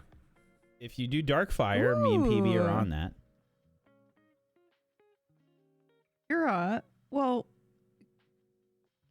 Kira, first of all, he's in it, and that would kill him. That's why I want him to watch it. Yeah. But okay, I was gonna say if I am interested in this question. If somebody came to you and asked you like, oh, I want to watch something of yours, what would you recommend to them? Would I recommend to them of mine? Of your things, yeah. Ooh, what do they look like? An Are they engineer. a hot chick? An engineer? Yeah. That's probably Star Wars then. They'd probably still find something to complain to me about that I did wrong. But Star Wars for me was almost is as close to a perfect show that I've run. I It was think very good. because it was exactly what I envisioned and it came out how I wanted it to. It was slightly shorter, It was perfect. but it had to be done. That's happened to me a lot of times, by the way, where I say it's a little small and they say no, it's perfect. But it is yeah, I'd probably suggest something like that. It's also shorter, right? Because if they hate it, they won't enjoy it. But then Love again, that I your would say I'm first better at impulse D&D. is if they hate it. That's your first thought. It's short. if I was they trying to think hate of a it, it's short short. one. Yeah. They might hate it. My instant go-to is that everyone hates me until proven otherwise, and they hate everything I do that's- and who I am. Yeah, that's not accurate. Yeah, I guess other than that, I'd probably just suggest one of the Lacrins. I guess Darkfire. Darkfire's a good jumping in, and if you really enjoy it, you can watch Dustveil, and then you can link that to Dying Order. What about you? I do the same thing you do, except it's not what do they look like? It's what do they like, right? So if they're like, That's oh, why I like, I asked, you because know, I yeah, don't yep. know what they like, but I can judge people Yeah. based on what they look like. So I will usually, depending on if they like sci fantasy, obviously Gone. If they like the darker stuff, then Nocturne. probably. I feel like those ones are the ones people talk about the most in terms of stuff I've run. So I usually recommend those two. What about you, Wack? I think it also depends on the person. Because like, recently my parents came here for the first time in like years, many years. And I just kind of sat down and showed them what I do. You know, what the production is like for like Gatewalkers. I showed them, I went through the whole thing with Gatewalkers. I put on music. Gave them the headphones. I'm like, this is what we do with positional audio and all this stuff. So if I was aiming a show for them, people that have no idea about D&D, I would probably give them Witchcraft and Wizardry. Yeah. If it was somebody that was like a big movie buff or something, I'd probably do Ashes of Eriador. Blade Runner. And if it's somebody, if it was somebody that was you know, like a D&D fan, I do Rime of the Frostmaiden. Orcish said that he's going to watch Magical Kitties Save the Day for some reason. Does he know that that's just like a sponsored one shot and not a campaign that I actually tried to make and write? I think he's just trying to pick short shows that he thinks are going to be fun. All right. Sure. I mean, that was the thing that I ran. You know, I don't know that doesn't count as a. I feel like show, it doesn't count either. I think that's not what. It's not. I mean, we're judging you, Orcish. Yeah. PB's trying to gently tell you what the fuck is wrong with you. He can't watch something that I put effort into because it will just. I was gonna say it'll ruin his day. He'll just get angry. Why? Because if I'm good at anything, he gets immediately angry and starts sending me messages about how I suck at it. Have you been present while me and him have been playing Marvel Rivals at the same time? It's like war. No, I don't think I. He's incredibly insecure, especially around me. Oh, I see. But I did learn that he is a I'm gonna fuck this up. That he's diamond rank in Marvel Rivals. The way Rivals. that my brain filled in about 6 words there, by the way. I didn't say one of them. Are you proud of me? I'm very proud of you. Phlegm blocker. Yeah. All right. So that my follow up to that lead up to that joke was somebody would then go, well, what rank are you, Brad? Right. I'm Grandmaster too. Wow. I haven't played it. I haven't got time. Not all of us can just do 2 hours of work a day like Orcish. Then spend it on pizza. Some of us have got multiple projects to work on, and we're trying to. Oh boy! Trying to get roasted, and he can't do anything. He can't defend himself. It's my favorite position for him to be in. Oh. He's vibrating in the chair. Yeah. All right. Shall we? I used to really enjoy that because you'd do that on your stream as well, and I'd find it fucking hysterical. You'd say lies about people, and then they're like, "What? Well, I can't defend myself," and I'd find it hilarious. But now, oh no, I'm the same way. I'm like, "What? No, I didn't DM him something mean." I would never lie about it. People know that you're a psychopath now. They know. Yeah. Oh yeah. And I'm not able to defend myself. Great. Amazing. I love it so much. Chat. God. You can't defend yourself because you're the one that said it. Yeah, but now I can't explain that I'm not a total psychopath. Just a mild, troubled child is what I was. All right. And they should have sent me to therapy. They should have been like, "Oh, this child is in danger and ears needs off therapy." Of people. Collecting them in a little necklace. Yeah, a little therapy will just fix that right up. Listen. Just put a Band-Aid on it. I did not rip the ear entirely off. I tore the earlobe a little bit. Not that I'm justifying it. And it was an accident. Okay? I didn't mean to do that. Are there any other body parts you have torn off? Any other people? No. And or... No. creatures. No. I like how my reaction to creatures was an emphatic no. My people was just like, no. Let me think. Let me double check. No. I like how multiple times this podcast I've been like, oh no, I didn't do that thing. Wait, what am I talking about? I have been extremely violent this one time. Also, I couldn't watch this video. Wait, Do you still have that? I feel like it's a good time. I'm looking. I haven't been able to find it. I think it's on Twitter somewhere. If anybody has better Twitter search abilities than I do, but my God, I don't know if I have it anymore. But it was pretty damn good. I'm looking to see. All right. Brad almost never gets affected by anything on any of his streams or anything. Nothing really like used to. He's inoculated I've himself. up. Yeah, he like inoculated himself like against chat, stupid comments, stuff like that. But there's a few things where he can't hide it, and that was the moment. And PB fucking swooped in and made a fucking incredible meme about it. It was incredible. Set it to music and everything. That's right. I remember now. I think I sent you the video, and then you saw it, and you were like, it's "You lost your shit." It's in somebody's DMs. It's somewhere in someone's DMs. I sent you the video. You lost your shit, and then you were like, "Wait a minute," and you just started making the meme. Yeah, you're right. I remember now, and we did it live. Like, I made everyone sit and wait while I cropped his face live like 80 times over the whole thing. And then you used it as a fucking a starting soon screen. Yep, that's right. I do remember that now. And it was like I would walk away and be like, "Here, you guys get this video of Brad as I'm busy." Oh no! I'm trying to find it, guys. I've added some more. I think we need. This was a thing that I was wondering when we were doing this, whether we should have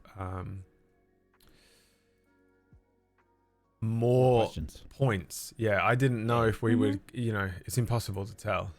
So I've added more questions that we can hit on the goals here, with the next one being character besties.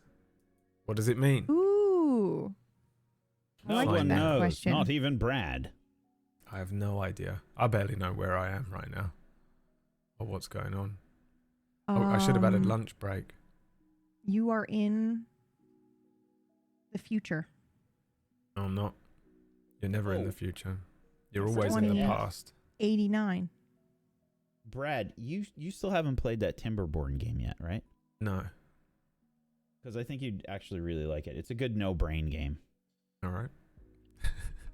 It's a builder no brain game. Just forgot he was on a stream. Just started having a conversation with me. Well, I'm trying to fill the time to hope that we get tips. Okay.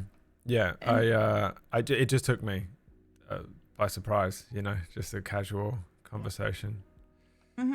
I think the reason that I haven't played it, I was going to play it, and then I found out that the beavers can die, and I didn't want them to die. Yeah. Well, it's just like any other. It's just like any other game, like but they're humans. Others. I feel nothing when I see a human die. Yeah. So have you really ripped off any like a traumatic or body parts? They don't make it like a super traumatic scene or anything. It happens. Have you played It Takes Two? No, but I watched you play it. Yes, I have. And I stopped playing at that exact moment. I know exactly what you're fucking talking about. I was on another podcast last week where they were like looking at trailers for upcoming shows, games, and one of them is the next game from those same people. They've made another 2-player game where you flip between fantasy and sci-fi worlds. I cannot trust anyone who, if you say your favorite game is that, or you really enjoyed that game, I don't trust you anymore. Oh, bless you. Give it to us. Hold on. Sorry. Nick's found the video. Yay! He says. By the way, I have no idea how to show this video if you send it to me. Yes, you do. You can produce things. I believe in you. I have faith. Well, Yep. I just think it's going to like blow people's ears out or something. If you download it. I'm sure you'll be fine. Yeah, I can download it. Hold on. Oh, it was so good.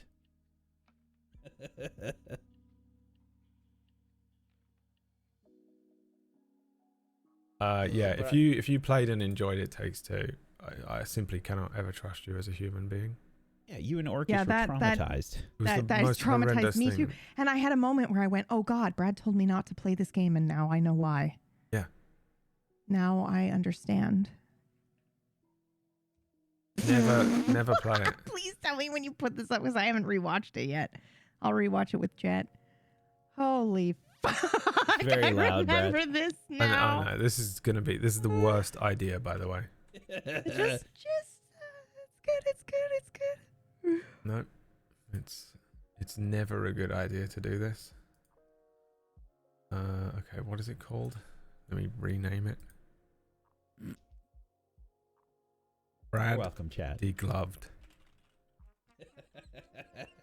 All right, let me try and studio mode this. Thank God I installed that D drive. Mm-hmm. I just scrolled back forever through PB's media page and found it. The hero we needed.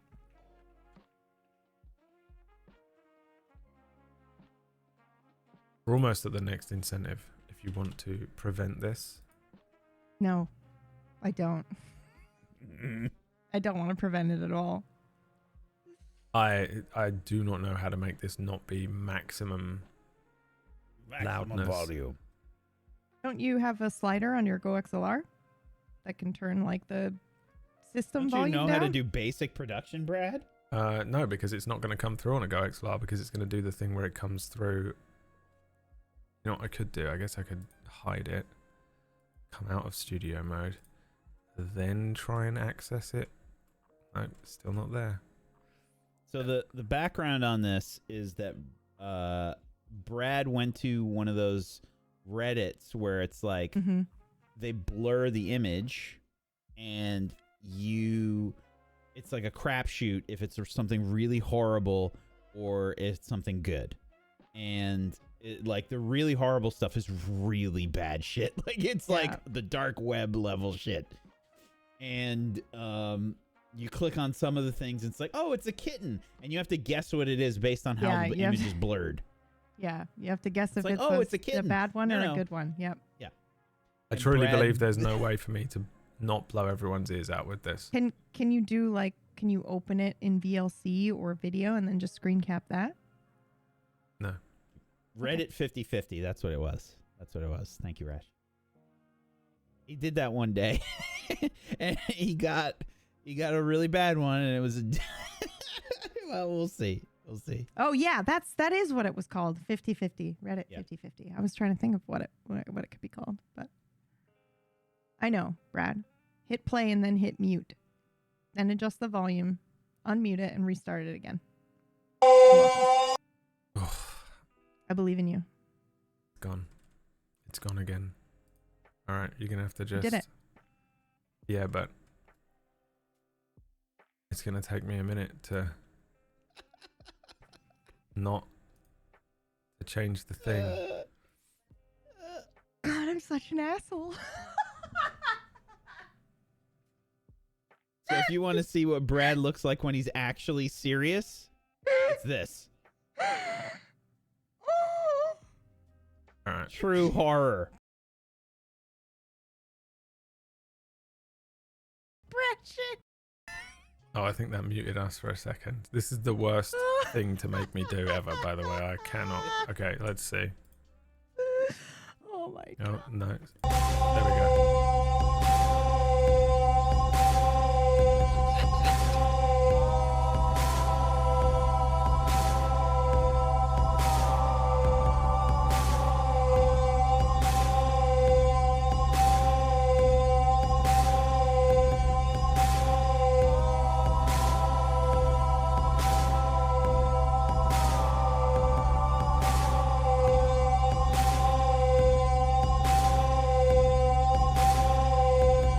How long is this?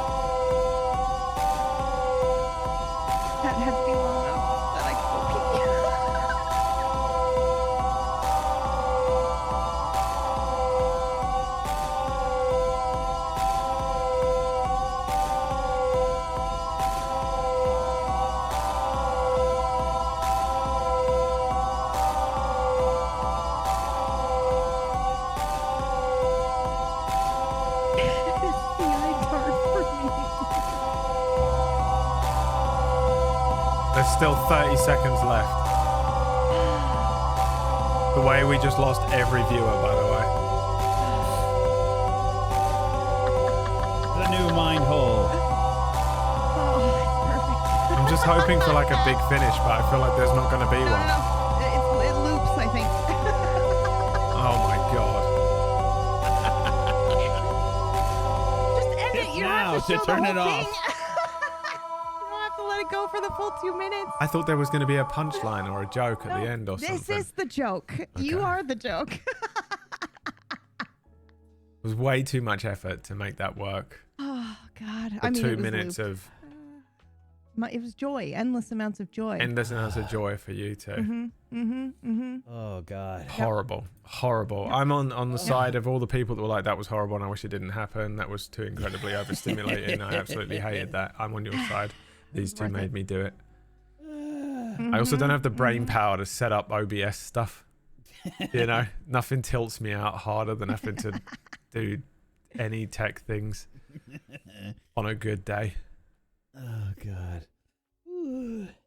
Horrible. But yes, if you were curious what Brad actually looks like when he's experiencing trauma, That was There it so is. awful. I actually remember the So image. funny. The image is burned into my brain Yeah. and memory. It was It's one the of eye the dart, worst dude. experiences. It's like your eyes looking.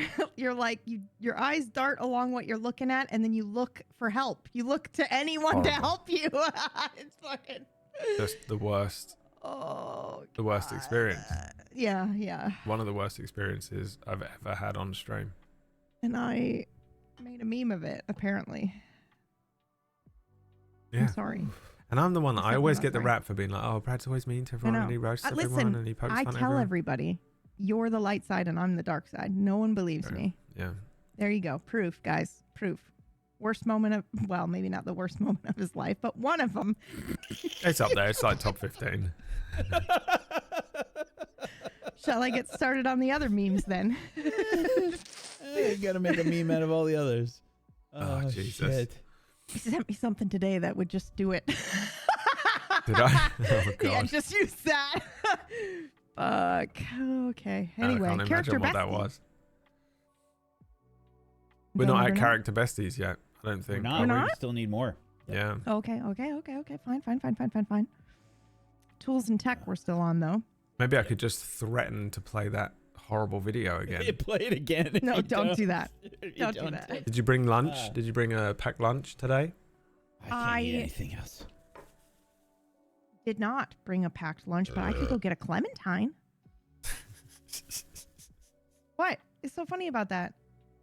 I don't know exactly, just the way you said it. The It was- delivery. It was the delivery. It was all delivery. I can go and get a clementine. 11. 11. I don't have a packed lunch, but I suppose I could go and collect a clementine. I will be back. Riviera's the hero we need. Thank you, Riviera and Ratch. I think we're at the thing now. I don't see it updating though. I don't think it moved. More Riviera, more. Yes, more. More. This Character question- besties. Yeah, Yeah. is from Last Socratic. And it says, what one or two characters that have appeared in any table story show would you want to be besties with and why? Oh God. It's a hard one to answer because you have to remember every yeah. character ever. Yep. I mean, there's so many. Somebody else's character, Mm-hmm. probably.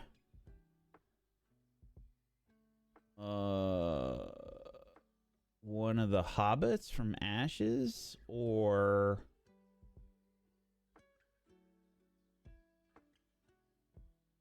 I mean, in a show that I've been on.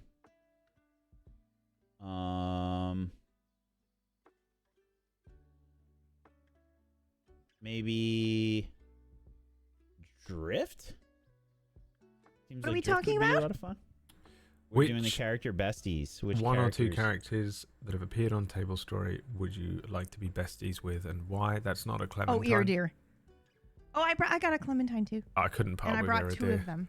I couldn't part with him every day. I'd like to be friends with him, but I couldn't part with him every day. In the mirror. What? Really? Looking in the mirror. Singing.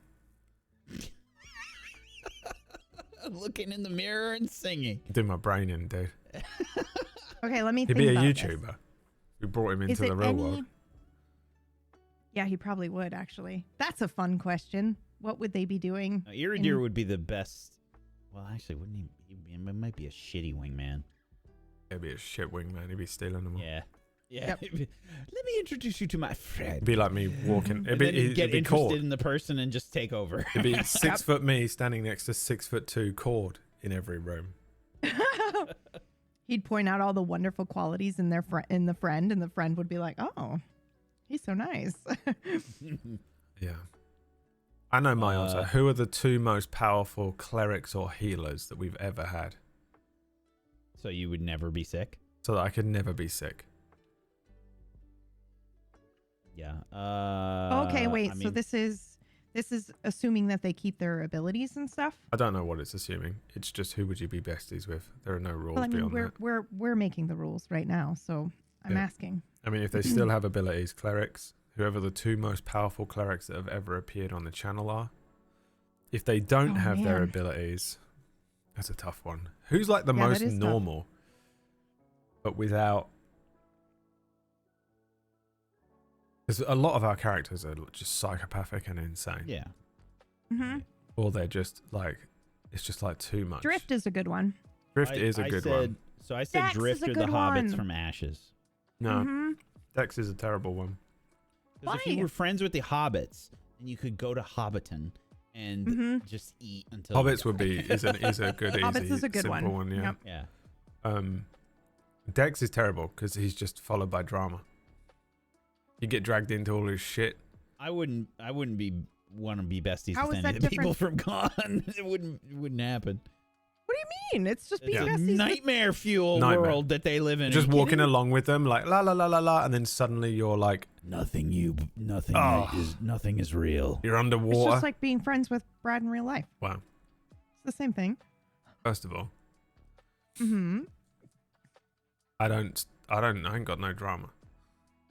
I love, by the way, Mhm. because it's only today that I just realized this, but Gone is just PB projecting her lack of a memory onto everyone else. Mhm. I only just now realized that, and I hate myself for It's also why I mean, not to make it serious all of a sudden, but that's actually why I got into photography as well, because I had a deep fear of forgetting. Turns out it happened. It happened anyway.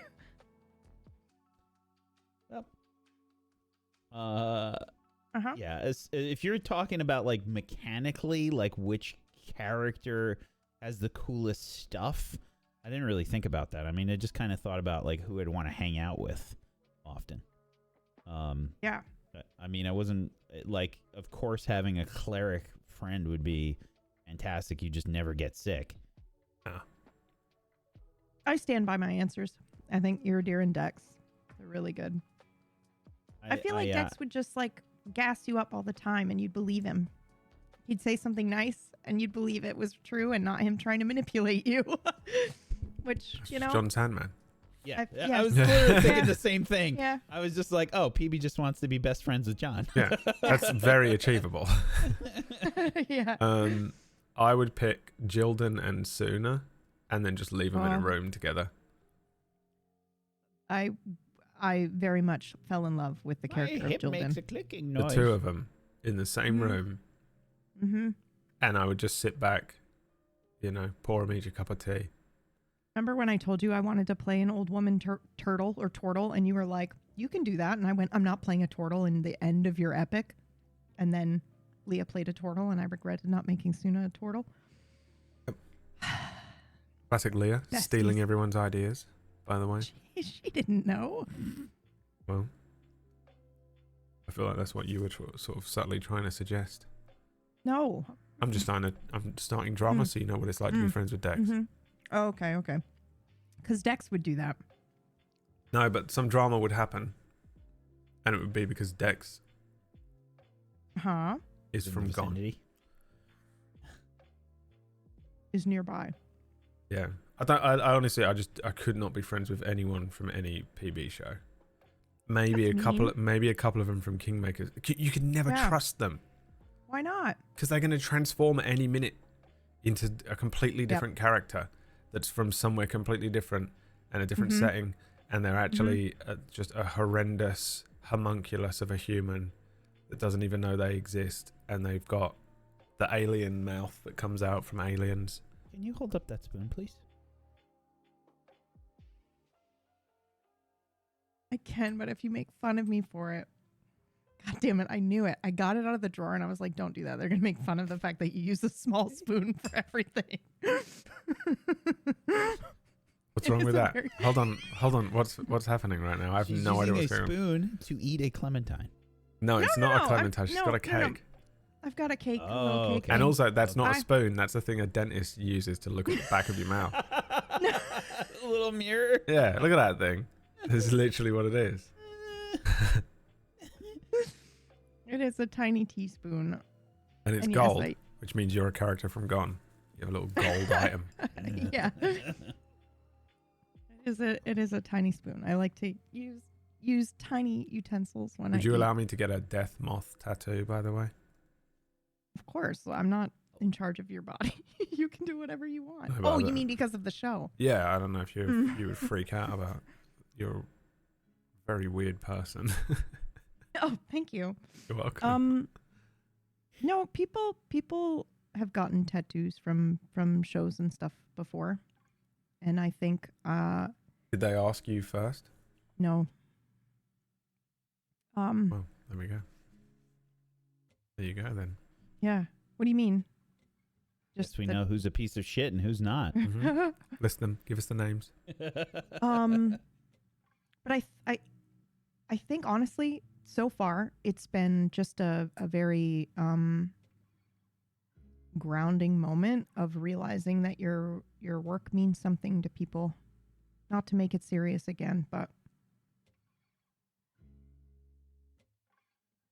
Oh, I was I going wanna to get get- it because I my wanna get performance was contact. exceptional, not because It your was, work, not because actually. your work was good. yeah, I mean the things I am involved in, for Christ's sake. I meant we all did that show together. Yeah, but the best character was Oh, it was Reckon. what the, The answer is hell? Reckon. It was Reckon. What have you or Run. done? Run was really good We too. got a massive tip. Oh Thank my you so god. much. Thank you. So we've Right. unlocked campaign do-overs. What is that question? So we got gnome voices and dream Mhm. campaigns and campaign do-overs. So So does this mean Crastian we have to- says, "Can you all speak in your gnome voice for the next 5 minutes?" Okay. All right, fine. I'll talk in my gnome voice.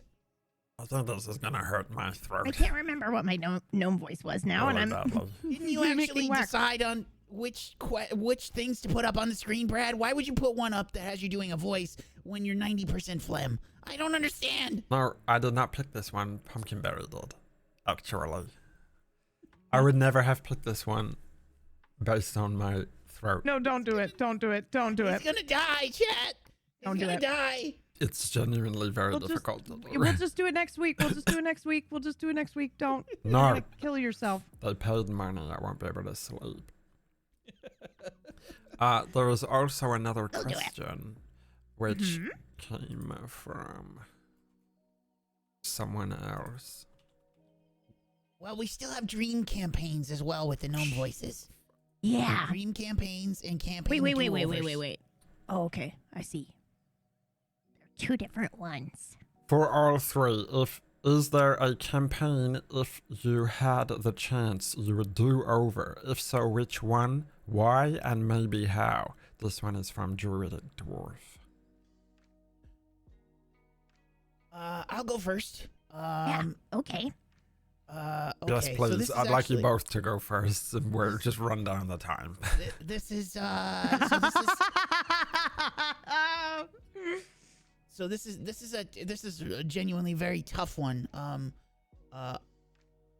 You're all aware, especially if you've been watching me play Final Fantasy VII Rebirth, how much of a like perfectionist I am, and like how much it fucks with me when I mess anything up. And whenever I'm done with a campaign, I always think about the stuff that I screwed up with. It happens all the time. It's not like regrets. It's just, God, I wish I did that better. And it's a thing that always goes through my head.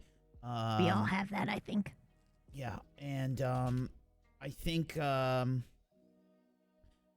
know, it kind of sucked that I had to end like witchcraft and wizardry when I did.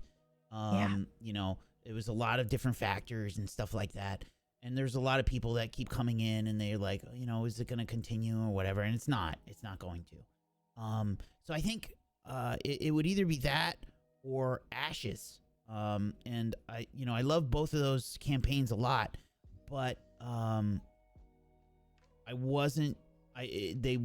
Ashes went way off track from what I had originally planned, and it was great. It was awesome. I loved what happened. But I would have loved on my end to do things differently and get the group together a little bit more on Ashes. As for Witchcraft and Wizardry, that's a J.K. Rowling factor, primarily.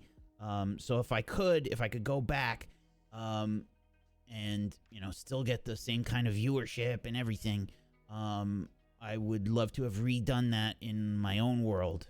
But obviously doing that with the Harry Potter stuff, that was a big selling point for a lot of people.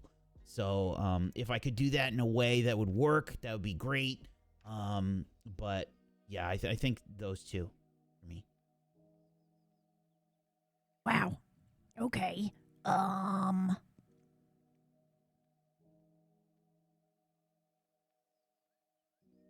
thinking. I'm sorry. You had like 3 minutes to think of an answer when he was Okay. speaking. I know, but I was listening to him. That's not how you Obviously, listen. I want to hear what he's gonna say. Listening is sitting and waiting for your turn to speak. Only according to you.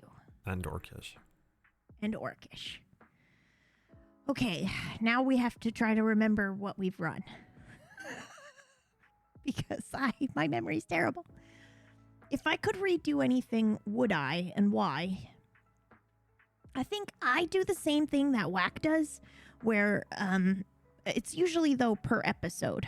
Like, after an episode ends, if I fucked up a transition, or if I played the wrong music, or anything like that, I will beat myself up for the next 2 hours. But I think when a campaign ends, I'm usually like, okay, and that's it. And that's the way that it went. And I'm either happy with it or I'm not. And so far, I do have an answer. Blade Runner.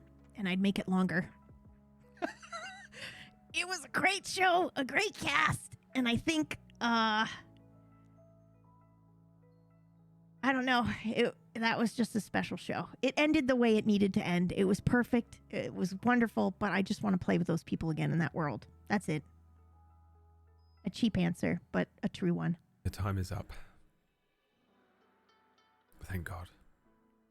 Mhm. This is the hardest part. I've had to sneeze, cough, and almost die through the gnome voice. I hope it was worth it.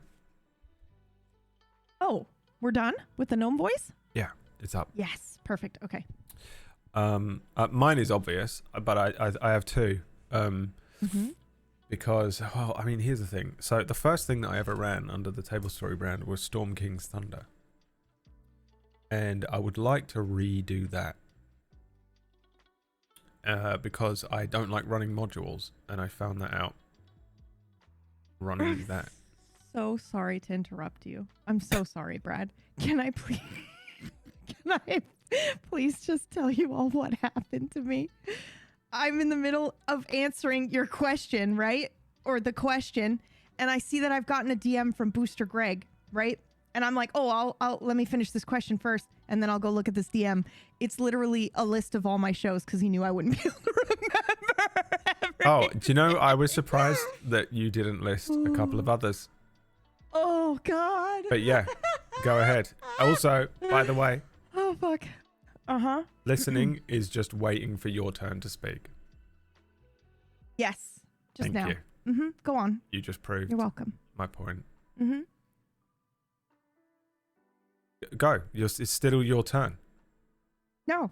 I Oh. was interrupting you with the thing that interrupted me. And that's it. Please All right. continue. Yours is obvious, but you actually have two answers. Yeah, the first answer is Storm King's Thunder, because I didn't like running a module, but I didn't know it because I was such a new fledgling DM. And I got halfway through that and was like, I don't want to do this. I want to run my own thing. And so I started to do that, and then, you know, just ended Storm King's Thunder. Also, it was my first experience, baby GM, of having like a true neutral party. And they were just like killing shopkeepers and robbing them blind and stuff. Oh, wow. And I was like, you're supposed to be the heroes. This is a Final Fantasy game. What are you doing? Jay, the worst murder hobo of all time. It was unbelievable. Actually, though. Yeah, and then so it was one of those. It's the same experience where you cut something short, which I hate doing. You wonder where that emote comes from, chat? This is Jay. This is Jay. Walter? Yeah, the first table story show. It's just Jay. And yeah, so I cut that short with the intention of running. So then I was like, I'm going to run something in Ravenloft, in Darkon in Ravenloft, which is a place I remember those conversations where you slowly lose your memories, which is fun. Which may or may not have been plagiarized recently in a recent table story IP. Both of you. Thieves. No, it's just not an original concept, is it?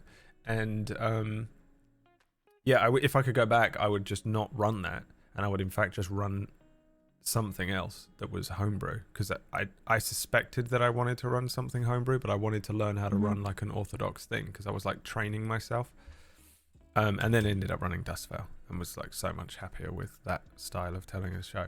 And then obviously the obvious answer for me is Mistlight, where I didn't get to complete the story, which is just horrible as a DM. You just have this hangnail in your brain for the rest of your life,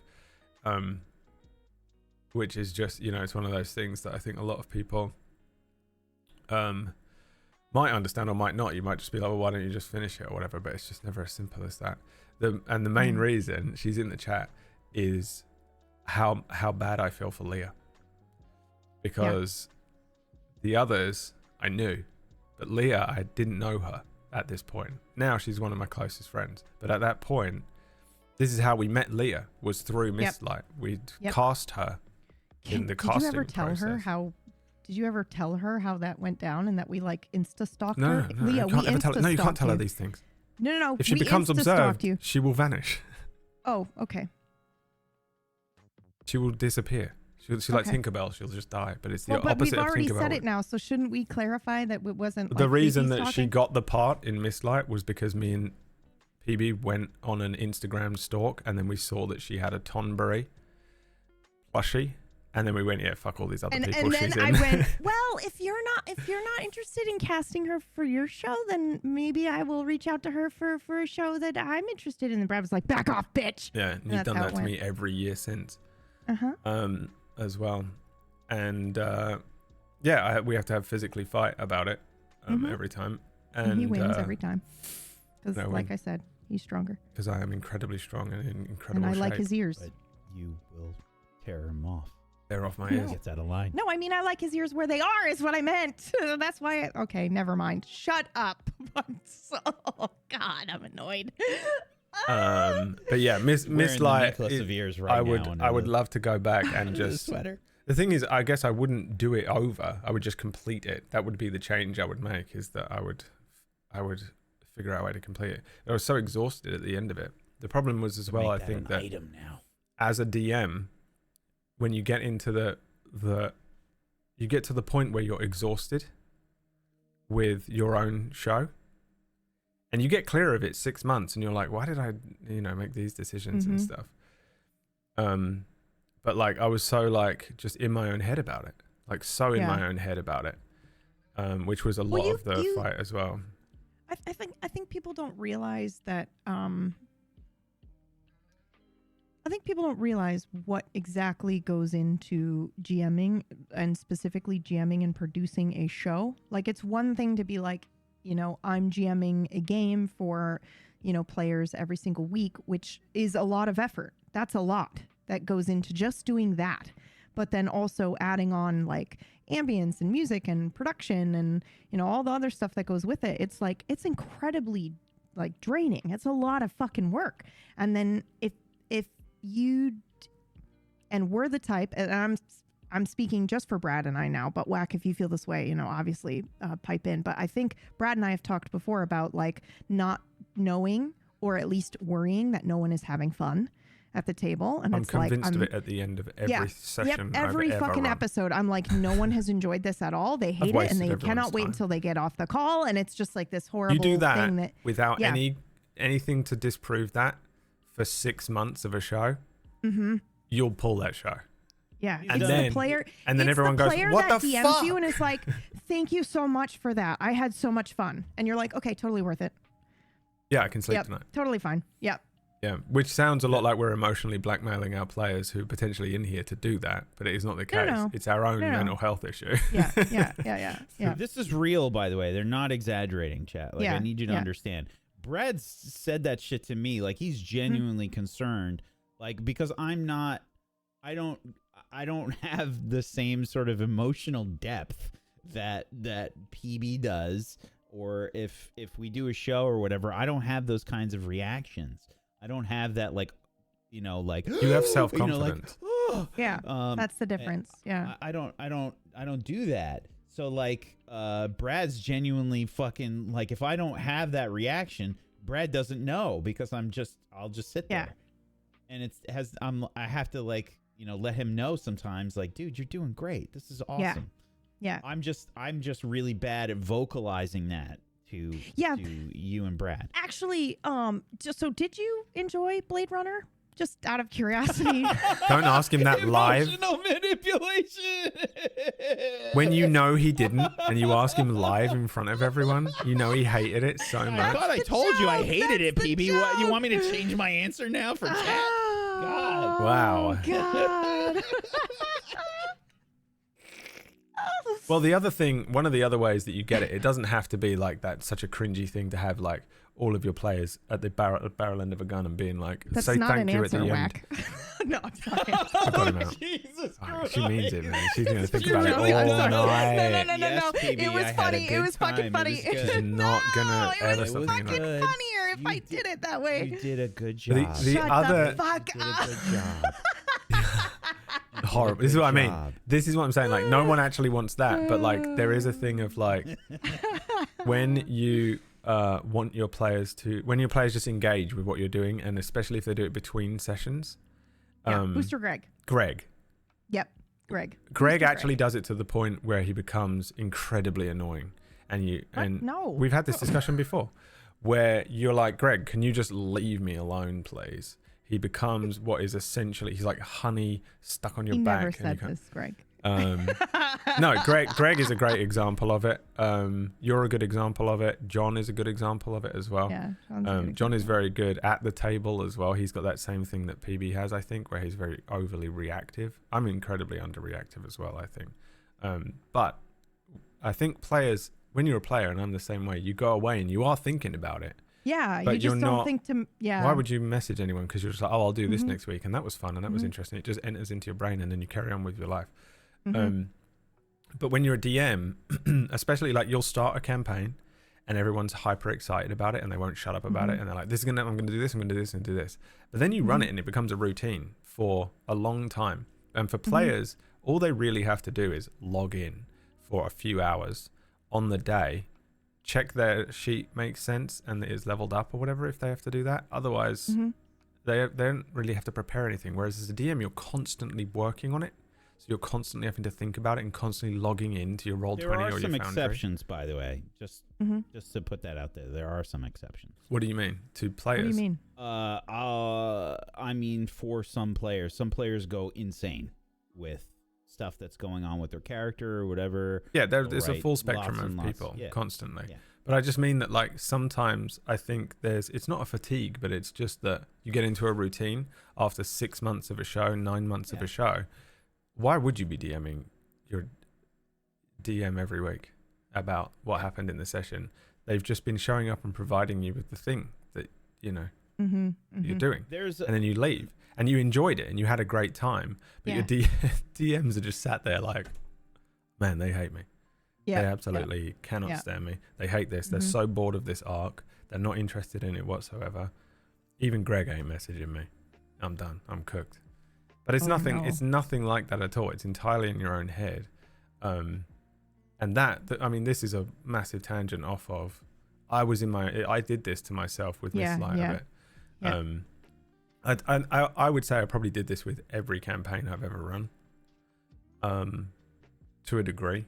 Because it's so powerful in my brain that everyone hated that session for at least an hour after the session. But I would also say that since Mistlight, I've come around a lot more. I didn't experience it as bad during Rota, and I didn't experience it as bad during Cura.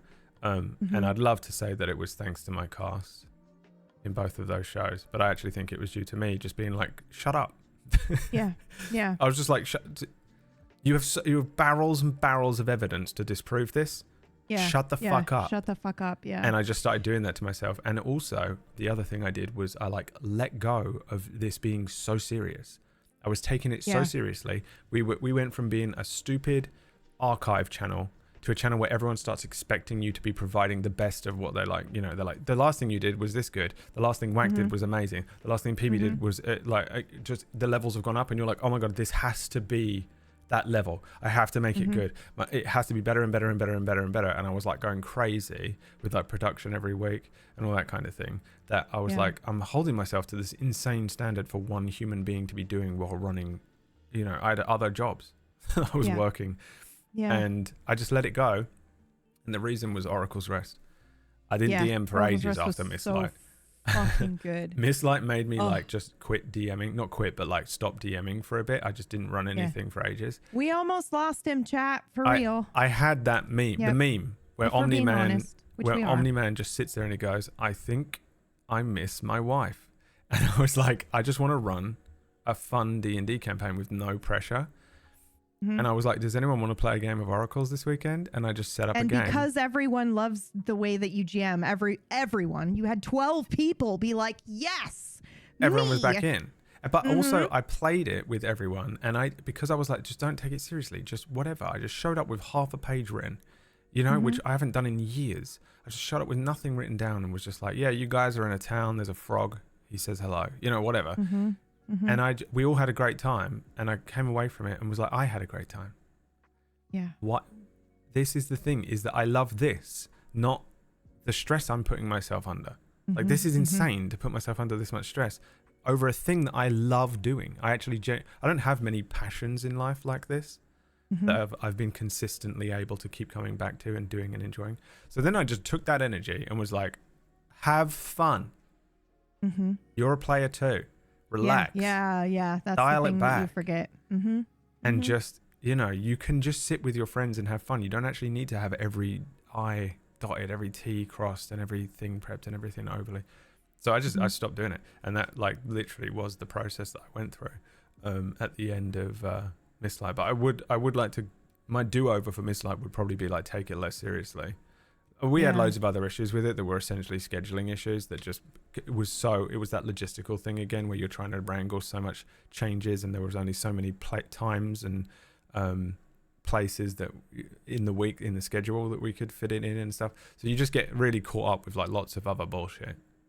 But man, was that the brain space I was in at the end of Mistlight? I was like, I'm done. I quit. Yeah. Can I ask you a serious question?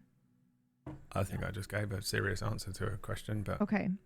Well, you don't have to answer this one, but I am just curious in the way that our minds work. Imagine it was about UTIs, right? No, could you? Yeah, that would have been great, but I'm not that funny. So I want to know if you felt that way during Darkfire. If you remember feeling that way during Darkfire. No, I don't think so. I think Because I feel like both John and I were constantly talking about how much fun we were having. So I'm just wondering. Yeah, I did. If I had the double whammy of you and John on the cast. I cried in the. Yeah. Whack cried. Whack cried. Yeah. Tiger is a player who is very invested. He's a DMU Yes. during the week player. Yeah. And you had me sending you novels as well. Yeah, I don't. If I have one of those players, I will keep going. That's right. That's it. Right. You just need the one. But I feel like in that show, all of us were very. Yeah, Darkfire for me was more. I was getting frustrated with myself and how I had planned the campaign and having to I had to rewrite the whole structure. Like I said, you were going to go around the whole island, the whole continent. And then I realized that there was no way I was going to be able to do that at some point. And I had to, I really had to do, again, I was quite new. I had only run a couple of campaigns at this point, and so I was trying to condense so much stuff into what was happening within the stories that you had unraveled naturally.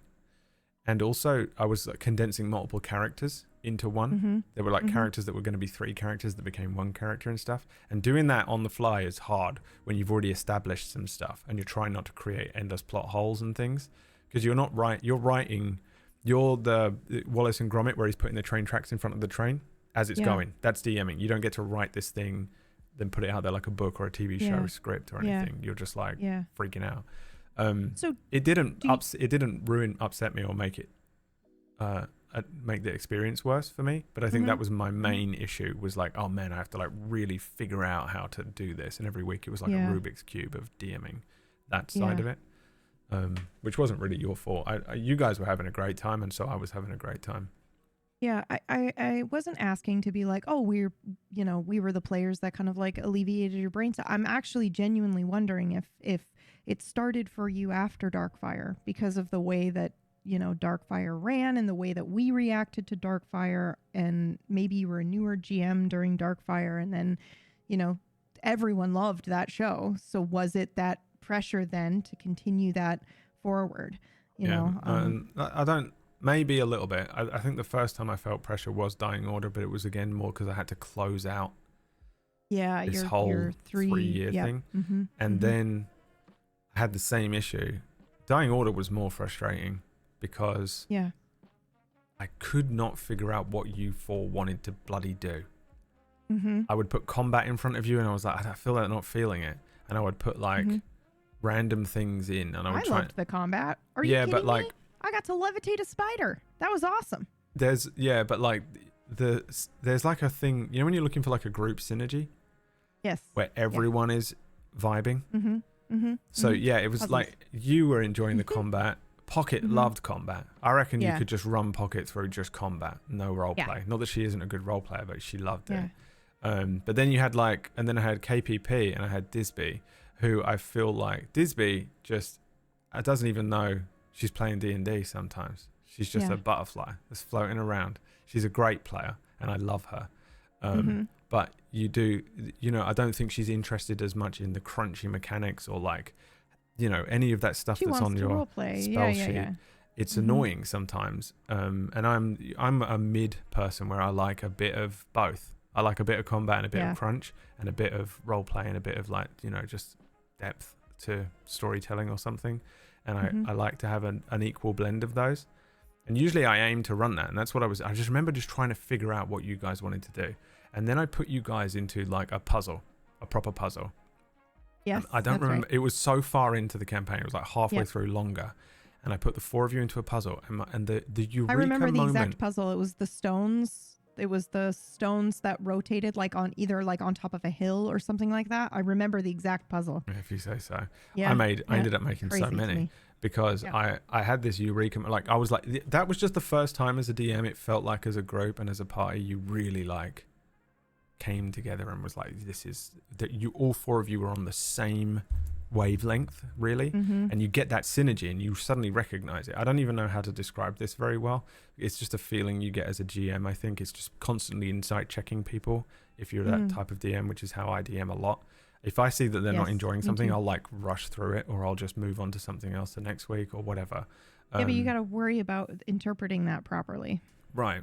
Right. But I think I can do that as long as I'm not like freaking out about other things. And this wasn't freaking me out exactly. It's just a feeling. I was like still running my story, and I was trying to juggle this thing where I was like, I have to close out my thing, which I don't, is not normally a thing that I wouldn't put front and center. Yeah. But I had to. But yeah, because the audience is invested now have- 2 years into your yeah. world and story, and they want to see the end to Which it. is Yeah, that brutal. makes sense to me. Yeah. And then also but then I think I was sort of sacrificing you lot as players a little bit into that. And I was like, this is where you are, and this is where you're going to go, and this is what's going to happen, like this kind of thing. I and was didn't like, feel that way at all. I don't think anybody felt that way. I know you don't care for the feedback or the affirmation, but the eureka moment of putting you all in that puzzle, and all 4 of you suddenly came out of that puzzle with like that synergy. And then I went, obviously, go and watch any of their streams. I had these 4 women who play horror puzzle games all day on all of their streams, and I hadn't put in front of them like a puzzle they can really just like chew on, and it was insane. Yeah. The it way wasn't an easy puzzle either, which is what got us, because we were like, oh, wait a minute, and I had learned how to do puzzles at this point thanks to Darkfire and the absolute slating I got on that one puzzle that I've never lived down. That became a trauma. So I got really good at making puzzles during Dying Order, and I just slammed puzzles in front. The amount of puzzles that suddenly appear in Dying Order from that point on just ramps up like mad. I started just taking out combats and putting a puzzle in because you guys were enjoying it so much. I was like, there's a room with all these colors on the walls. What do they mean? You were like, I don't know, the seasons, and you're sitting there figuring it out. And I was like, yeah, you walk into the next room and there's a room with bones and there's some paint. I don't know what I was doing, but what do you do? And the way that you guys were really interested and really responding to the puzzles and the puzzle rooms and that kind of play style, I realized I was removing lots of encounters. Now, it wasn't like I wasn't just running puzzles every week, but when you're prepping a dungeon, for example, you normally want to do multiple different rooms that have a varied amount of things. But I would be like, well, maybe one less combat and one more puzzle. And I was like, have you ever done? I was really cutting my teeth on it as well, like just learning how to do puzzles. So I actually am quite confident in my puzzles at this point. And it's because you guys traumatized me on Darkfire, and then I ran so many of them through Dying Order. We traumatized you. Yes, you. I think it was a mutual traumatizing. I know what I did wrong. I know what I did wrong. I didn't look up. I didn't explain the room. Have you ever done that thing where you plan a puzzle and you think to yourself like, oh, this person will enjoy it, and then you get to the session and you realize, oh, they're playing a dumb character, and now no one will be able to figure out the puzzle at all because I was counting on one person to lead the every puzzle I've ever run that wasn't in Dying Order. To the point where in Oracles I started doing the thing where I was like, you're not in character, solve it out of character, because otherwise half of you can't even get involved. Yeah. Whack and Aaron love a puzzle. Or even just like a mystery that someone would. Orcish plays a character called Stalker on the Sunday show, right? Who is very anti working with anyone. He refuses. I wrote half of the show for Orcish's brain to figure out, but then he shows up and he's like, no. He's playing a character that just doesn't want to engage with it, and I was like, oh, Tythe there. Fuck yeah, that's another character that's like that. Yeah, where you were like, oh well, I'm just gonna sit back and you guys enjoy the puzzles. Smoking a cigarette you in do the it. corner. Well, I don't. I have the thing Whoopsies. that Leah and Mergs are saying in the chat, where I actually hate solving puzzles in front of an audience as well. Oh yeah, I do too. The pressure of it is unbelievable. But if the puzzle's good enough, I don't care. It engages my brain, and then I'm like, I don't have that because I've immediately told myself that I'm stupid and dumb and that I shouldn't, and this is embarrassing, and everyone would have solved this by now, and I'm an idiot. This is the thing. stop. I know You have it's no stop, evidence. but I'm sort of pretty confident in my puzzle approach at this point. I think I've really figured it out, and it's just learning, isn't it? Again, like Darkfire, I was only a couple of campaigns deep. I'd run like 2.5 full campaigns at that point. Mm. And they weren't that long, you know. That was it. So I felt confident enough, but I didn't have experience, I guess. You know, I sort of knew what Yeah. I was doing, but I didn't have that kind of experience. Now I'm actually at the point where I'm like, I actually think I'm just getting lazy. I'm like over experienced, like, because all I run is D&D, and I just get real lazy. And I don't think it's laziness. I think it's just easier for you to do the thing now because and you I are beat myself Yeah, up it for feels. it. Yes, Yep, exactly. it feels lazy. It feels easier, and you Yep. feel lazy because it's doing easier. everything in less time. Kind of Yeah. why I stopped doing wedding photography actually is because I felt like I was being lazy, but I wasn't. It just took less effort to get the shots I needed to You get. just knew what you you know, were It's looking was- for. formulaic, I just right? Fucking knew what I was doing. Yeah, it is formulaic, and you would know like, oh, somebody said this thing or this thing's happening, so you know they're probably gonna kiss now, or you know whatever. It was like recognizing a pattern. I had the pattern down, and then I was like, I feel like I'm not doing them justice because I'm not in it as much as I used to be, and I used to just be like, oh my, you know, like I would be so excited about everything, and then it got to the point where I felt like it was like a formula, and then I felt like I was. You know, I was like, oh, I had the same thought. Am I being lazy with it? And then it was like, no, the realization is I'm experienced. I'm just better at it. I think that's spot on. Mhm. I sometimes I think about authors because if you look at like Brendan Sanderson, right? Mm-hmm. Brendan Sanderson puts out the most insane amount of books that any human being should put out. Mhm. There's a few authors that do it, and I can't think of them off the top of my head because I'm Stephen brain dead King. right now. Yeah, Stephen King. But there's several authors that they have the formula down. It's like they're the people that understood school right away. You know, they Mhm. understood the method for learning, and they've either gone through the process enough times where they have found that formula, or they figured out the formula early on. And that's how they've applied that formula to all of their novels. So now every time they approach a novel, it's not a scary thing because they have the formula here. They follow the formula, and they come out with something great because they figured Mhm. out how to work that formula. And it's such a difficult thing to do as a creator, to get into that headspace where you can just knock these things out. Mm-hmm. You know, it's taken me a long time to get anywhere close to that, and I'm still not fantastic at it. But yeah, certain people can pick that up really fast. Like whenever I see a successful author that puts out like multiple books a year, I'm just like, how?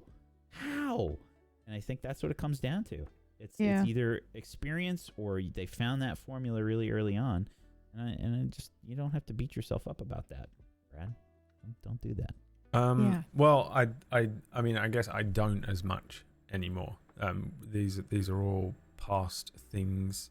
I think, I mean, the last two things that I've run, Cura and Rise of the Apprentice, have been, I've really enjoyed running them from start to finish.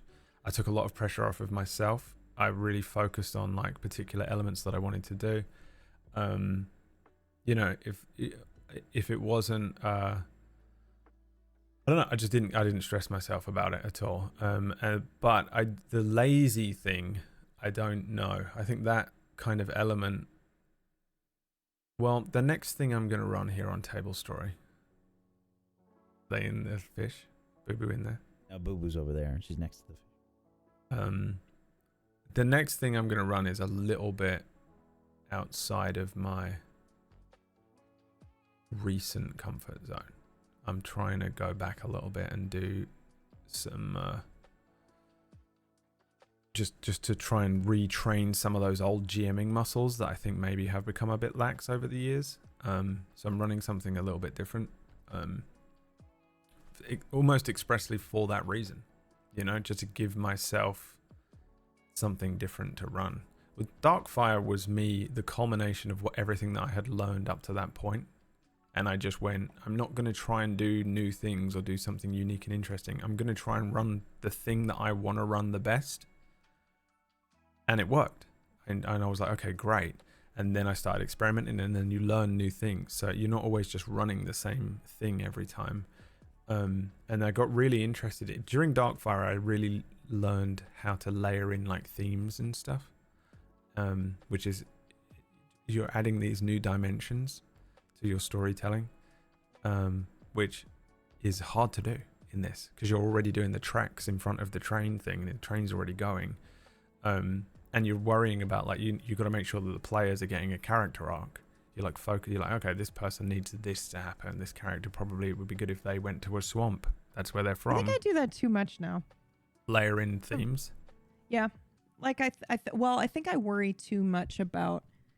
So the stuff that I used to spend a lot of my time making There's sure no that I theme nailed. on the next thing I'm running. It's by fantastic. the way, which because I think it's the same thing that you're probably about to say. I was like, I'm just not even going to do it. All the energy that I used to spend on other things, I'm more experienced enough that I can do all that stuff now, and I have more time to focus on other things. And I think I worry too much about like, how can I help support this character, or bring more of this information for this character out to light, or how do I challenge this character and make them face hard decisions and stuff like that. That shit just happens normally in roleplay. I just need to fucking not worry about it, and when the option presents itself in the session, take it. Which is what I used to do because I was busy focused on other things, and I was forced to do it. And I think I just spend too much time worrying that I'm not doing enough to provide for, whatever character or whatever player. And I just need to do that way less. I mean, it's not necessarily that you need to do it less. I don't think. Yeah. If it's just, do you want to do it less? Because that's where I came to the conclusion. During Cura, I was like, I think I want to not do a thing this time that's about the inevitability of death, that is just quietly written into every element here. When I'm thinking about like, oh, what would this town look like, and when I'm describing it, do I want a little secret theme in there that suggests this whole show is quietly about indentured servitude? Yeah. And I'm explaining to someone about, oh, you're going into this place in the ground, underground or whatever. And so I did the same I had the same set of thoughts that you just had during Cura, where I was like, what if I just didn't do any of that, and then just focused on the basics, but the inverted basics that I know. So it's just a bunch of stuff that I haven't done. This is quite hard to say without giving away the show. Without spoiling the show. Soon enough, chat. Soon enough. Yeah, but I'm sort of actively trying to. It feels to me like there are certain muscles that you flex, that you work out when you're GMing. They're all creative muscles. It's very much. It's why we're so exhausted at the end of every show. You're doing a full brain body workout where your brain is hitting every part of your brain is being activated. I feel like I have a Charlie wall in my brain sometimes where what it's is like, a Charlie wall? Pepe Silva. I don't know what that means. It's Sunny from Always Sunny in Philadelphia Always meme. Sunny. Where there's like a the Charlie wall, right? The Charlie wall. Yeah. So I feel like there's a Charlie wall in my brain sometimes where someone will say something in an episode, and I will go, okay, like, and I'm still producing, I'm still listening to what they're saying, but my brain is going, ooh, oh my God, like if you follow that back here, like I can connect that here, and then and it's literally like all the possibilities go real quick in a card so fast I can't even focus on them. You're like the and watcher then my who's brain seeing goes every possibility. and gives me a card and is like, I mean, if it feels a little egotistical to say it's every possibility, but a lot of possibilities come up. What you're doing. And you're just like, Isn't that oh, just this one. ADHD? It is ADHD, but it's like, oh, all the possibilities here, and I'm gonna snatch that card, and I think I've gotten really good at just knowing that part of my brain knows better than I do. So if it just presents me with a thing, I take it and I go, yep, thank you, and then I go with it. But I think, I don't know. I think I just need to trust that a little bit more than I do. Like, I feel like I've got too much time on my hands where I sit and I try to, plan. And Aaron said, I tried so hard just to have Bob from Blade Runner as an NPC. And then he said PB had other plans. And I did actually, because and I know that Aaron probably doesn't feel this way. Okay. This is just me projecting, but I didn't want Aaron to play an NPC in his favorite world. I wanted him to be in it. I wanted him to play a character. So it's like, I want everyone to feel like a main character at some point. So that is something I go into each show that I do thinking, if somebody fucking says to me, what? Oh, Tune into main character. Yeah, tune into main character on Thursdays. But if somebody says to me, oh, I think I'm just going to be an NPC, or, like, I think I don't know what my character would do in this situation. My brain files all that shit away. And then I'm like, well, you will know, because I will have it happen for you so that you can explore that part of your character, that kind of stuff. And So it's I terrifying for them sometimes. Leah had it with Jildan in Cura. Where, one of my favorite characters of all time. Dude, the way that she was I was like, you're the only character that can wield this thing, and this entire, it's only a few sessions, but this entire arc over this few sessions is about your character. And she was like, let's make it about other people. And I was like, we can't. It's quite literally just about you at this point. They are, and they have no choice but to be supporting cast and foil here. And she was like, what if I give the most powerful weapon on the planet that only I can currently wield to just someone else? And I know what's going on in her brain. She's like, and it's like, you just sometimes it just happens, man. You can't. You got caught in that web, in the Charlie web of string, because it's just not going to happen. You ain't going to get away with it, because you can't just be an NPC sometimes. Although, not on our shows. Yeah, like not on shit. our shows. it's just too difficult, and a lot of it is because I think we're weaving in those layers, especially when you get near the end of a campaign like that was. There was too much depth, and also I was tying everything up, and I was like, when you're DMing, you're like, I really want to tie up these character arcs. I want to tie up these loose ends, whether it be your loose ends or like things that have happened with characters or things that you've peppered in. And I knew I was on a serious time crunch as well, so I was like, we're just going to do this. And it was another one of those moments where I combined two things. I was like, oh, what if we had Jildan's encounter here at this place where it was never originally going to be? But yeah, it is that just happened to me with Nocturne, right? Because Nocturne was my first show. So towards the end of it, there were questions that were left unanswered for the audience, and I was like, I don't know how to do that. I don't know how to provide closure for those things if the story ended, you know what I mean? So I had that, but I do feel like I learned from that and, focused more on making those things, actionable things that I could just put anywhere, like Wack was saying earlier, where it's like, oh, I can just move that if I need to so that it can be revealed. But also some things are just not going to get revealed, and that's fine. There's nothing wrong with that. It kind of hurts at first. Yes, but then you realize it's for the best. And then you just one of my favorite things to do in campaigns is when the audience asks, what happened to this? And I just say, no, you don't get that. Yeah. And also you get to make it up in your head. Yeah, that you ambiguity get to try and do that. is fun. Aaron asked me 8 million questions during a campaign. He's like, so Wack, I'm going to ask you this, and you don't have to answer. Okay, you don't have to answer. And I said, I'm probably not. That's a great Aaron impression. Yeah. I'm probably not. I'm probably not going to answer, Aaron. Okay. But hear me out. he has 8 million questions, and I'm like, yeah, I'm not going to tell you that. Aaron. Some people really hate it, though. Some people do not enjoy that style of storytelling.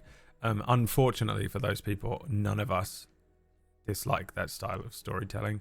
I try and wrap up everything that I think makes sense if I can, and if I can't and it's left ambiguous, then that's the way it goes. And then also there's stuff that I love leaving ambiguous. The entire ending of Dying Order, after all those 3 years, I left on an ambiguous ending.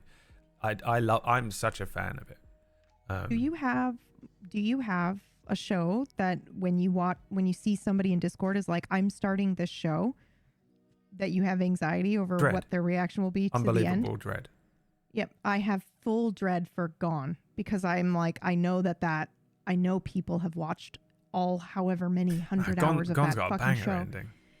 I think so too, but some people are really upset by the fact that of the way that ends. Yeah. Like I think there was somebody recently that binged the whole way through it and then was basically like, I'm sort of like unsatisfied with that. And it was like so heartbreaking. But then they came back like a day or two later and was like, actually it was perfect. It's crazy because they've committed my that much reaction time. was like, I wanted more. And then I thought about it and went, there's no other way it could have ended. So it's hard to get those kind of reviews when you're not used to it either. Because you're not, it's not quite the same as like a troll. Like someone can come in and be like, you look ugly or whatever in your chat, and you're just like, and it's hilarious. Whatever. It's the funniest fucking thing I've ever heard. I cry laughing. But when somebody watches the whole thing and then is like, they're not even trolling, they're not being rude, they're just critiquing it. They're reviewing it. And you have to, I've done it with every movie I've ever watched. You know, movies that other people love, and I'm just there like, it was trash, I hated it, without a second thought that if that person heard me say it, it would kill them. They would die. Yeah. Their heart would break. That's why I actually, I don't, so this is a weird thing, but I don't like talk about actors or their performances. A little bit sometimes, yeah. I just don't like, or I sometimes have a hard time talking about the books that I'm reading. Like I've been bitching about Fourth Wing for like months now and how awful it was. And then I'm like, oh, I don't want to do that because just like, what if she heard me? But also it's fucking awful. I'm just kidding. I remember talking about a book in my stream.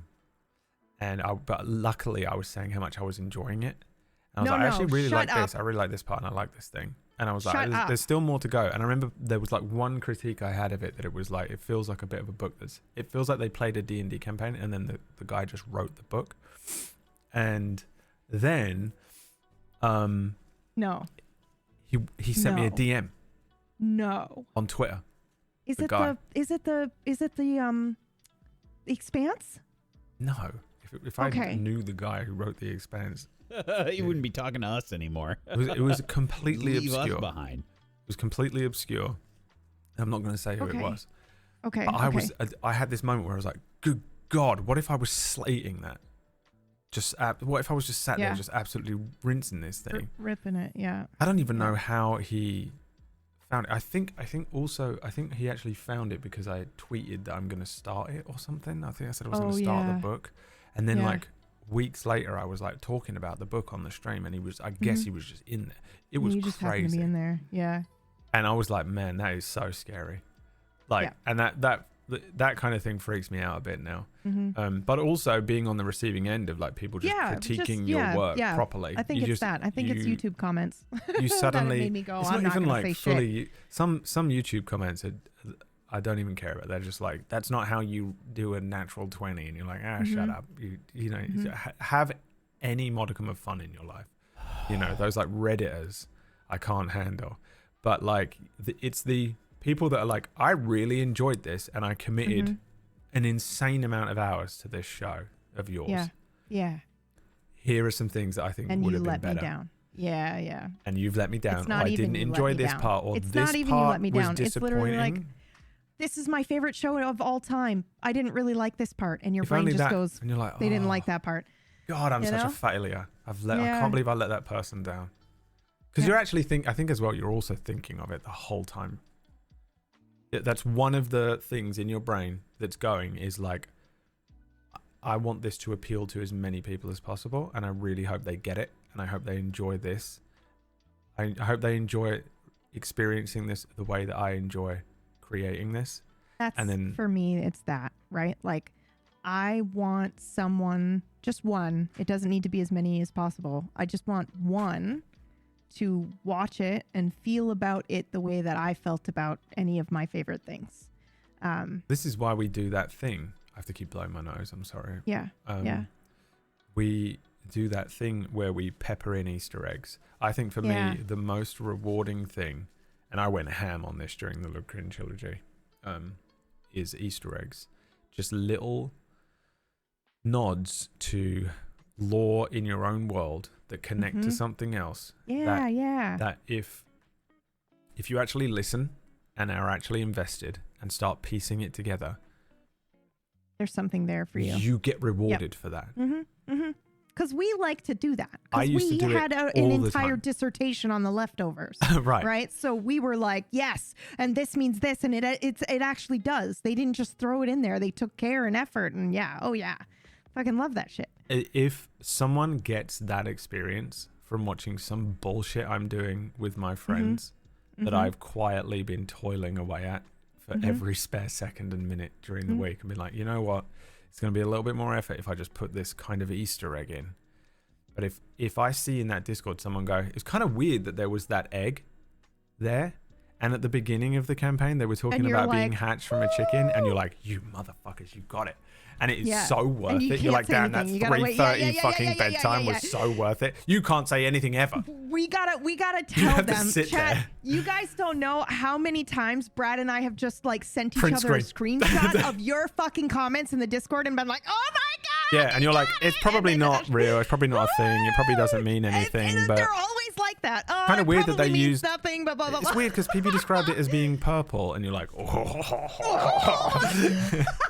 But it probably doesn't mean anything anyway. It was a great episode, see ya. And you're like, oh, if you went down that rabbit hole, little viewer. I love doing that. Piranha Plant.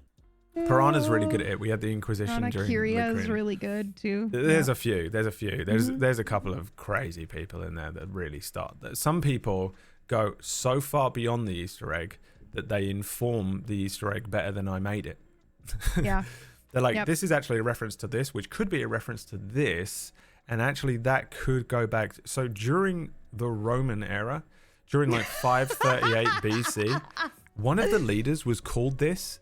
And that probably is why he said this exact quote. And you're like, I said the quote. That wasn't an Easter egg, but now you think I'm a genius, because that happens too. Where you're like, oh, that wasn't. That was nothing. I did not mean to put that Easter egg in there, but I'm so glad it slots in so perfectly that you got 3 Easter eggs for the price of 2. And that's really fun as well when that happens. But like, just to go back, like the brain workout thing, right? Working out every creative muscle. It takes everything, because you're doing your creative muscle. You're also having to be kind of logical, because you're doing the stream and you're running production and all that kind of stuff. And like, you're keeping eye on the time, and you're gauging how long a scene might take, and then you're readjusting how long the scene is taking. And that is crazy. Like nothing gives me a creative workout like this. Yeah. Even when I just run something like Oracles, where maybe it's not being streamed, so I don't have to worry as much about things like OBS or whatever, or like an audience viewing it. I just have to worry about how you guys engage with it. It's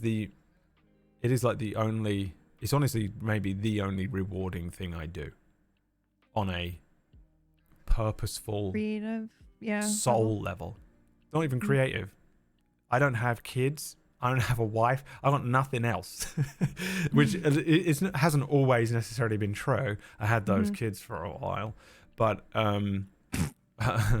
but like, what I mean is I always come back to this, and I don't have that with a lot of things, which means I truly love doing it.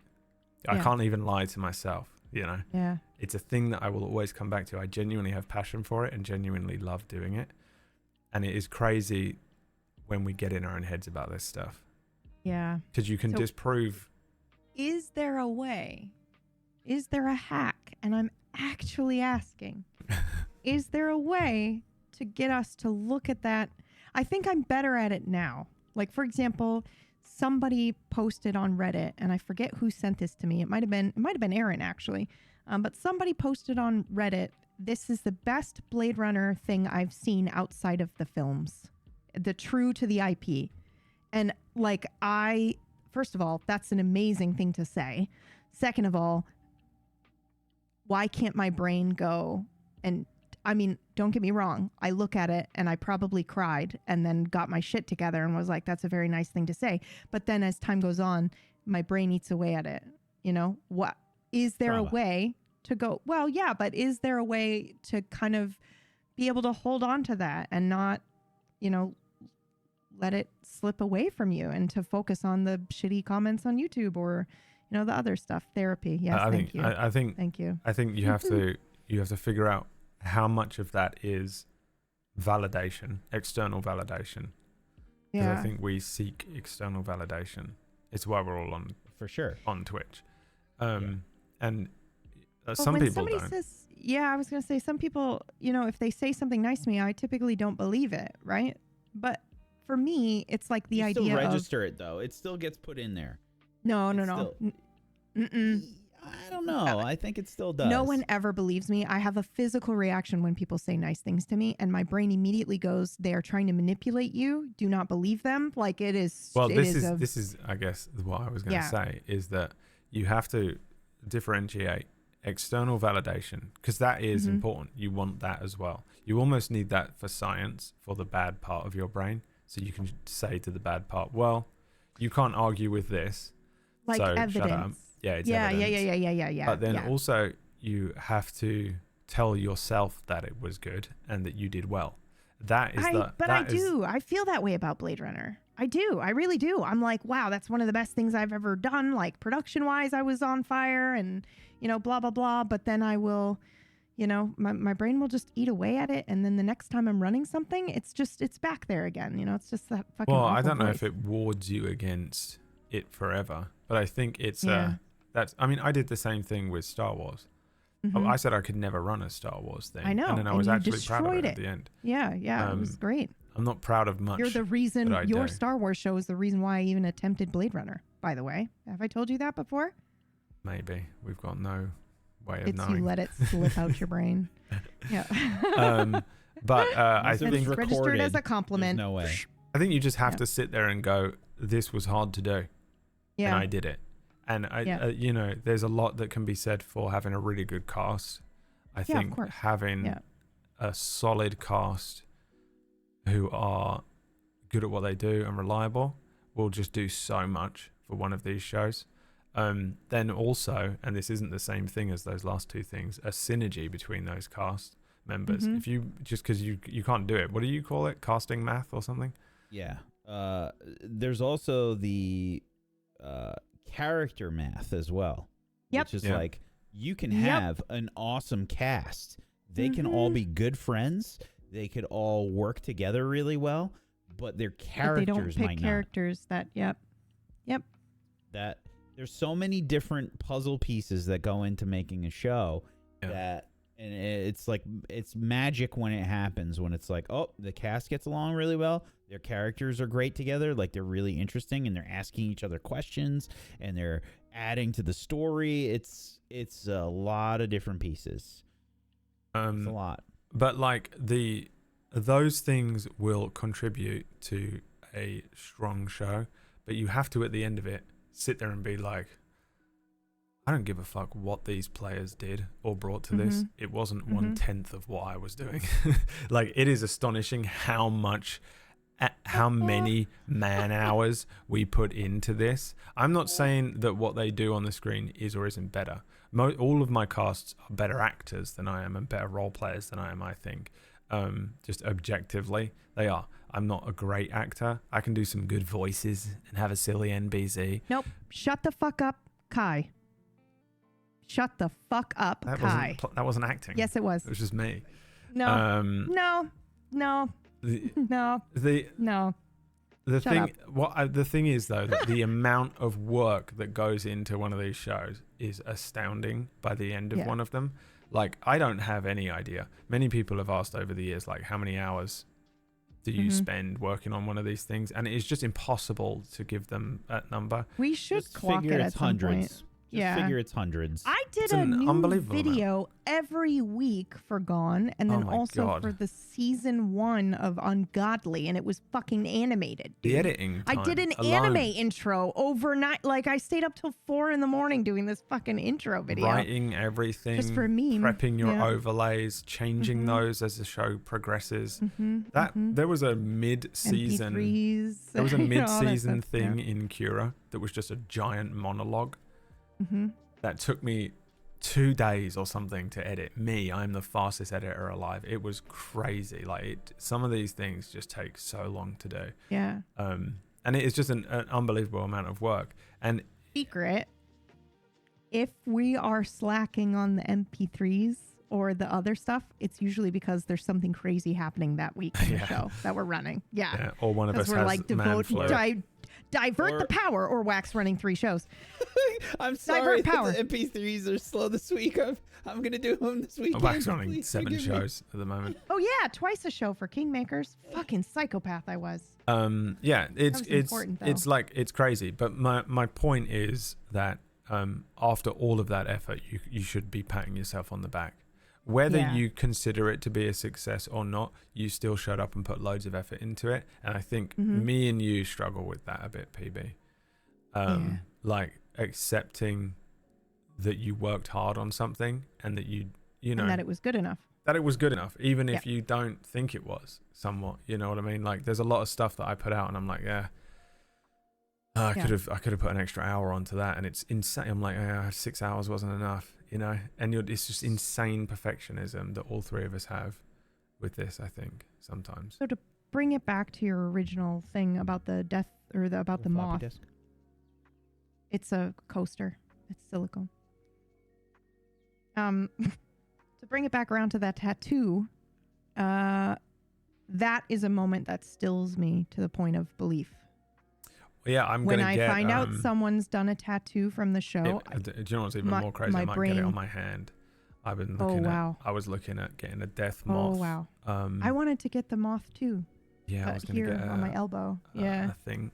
I'm also gonna get, and this terrifies me to do because I don't want to get a tattoo here, but I have to, the entente symbol. It's basically just an E, but I want to get it on my wrist, and everyone's gonna be like, "What is that E for?" And I'm gonna say, "I got it when I was with my ex-wife." But I want to get the entente symbol, and I've been meaning to get it for a long time. So it was a good joke. All right, quick fire here because we're at the end of the stream. Yes. Let's do a quick fire because we didn't actually get to dream campaigns. We just did gnome voices. Ooh, okay. But there was a secondary question in there as well because gnome voices wasn't a question. It was just a request, which I'm very happy to put on this every week. Atalisk said, what dream games / campaigns do you still want to run, or what systems do you want to try that you haven't? And let's quick fire it. I can answer this straight away. I got two games, what are they called, rule books. I want to do Delta Green. You've wanted to do that because for I've years. just always wanted to do something that's like a weird monster of the week, X-Filesy kind of thing. I don't know what, you know, or like whatever. And I've never done fucking horror. I want to do I kind of want to do like a Call of Cthulhu, just real fucking, like, what a classic horror thing, like just do a Lovecraftian inspired thing, but just I want to write it myself.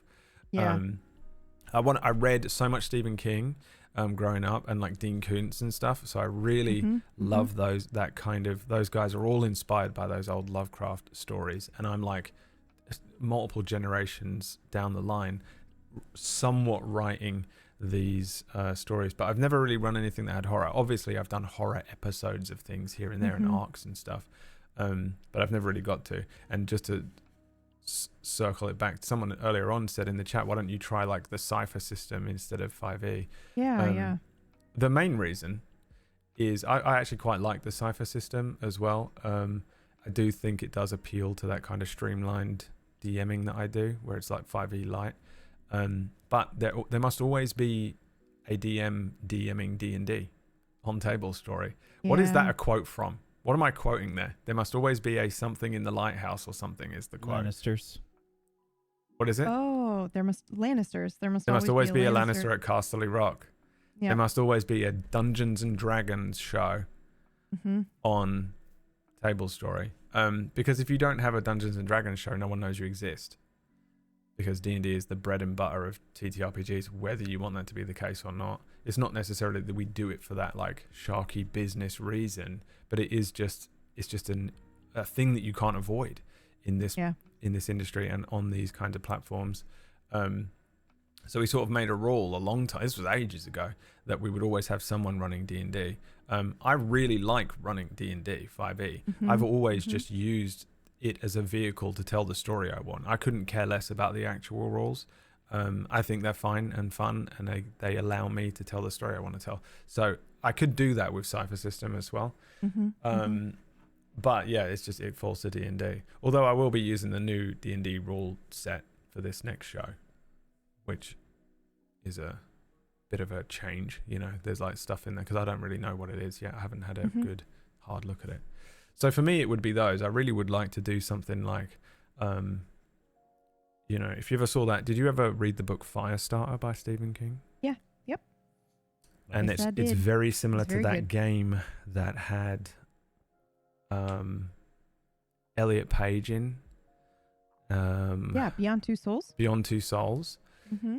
There is an organization in that book and in that One of my game fucking favorite games. Yeah.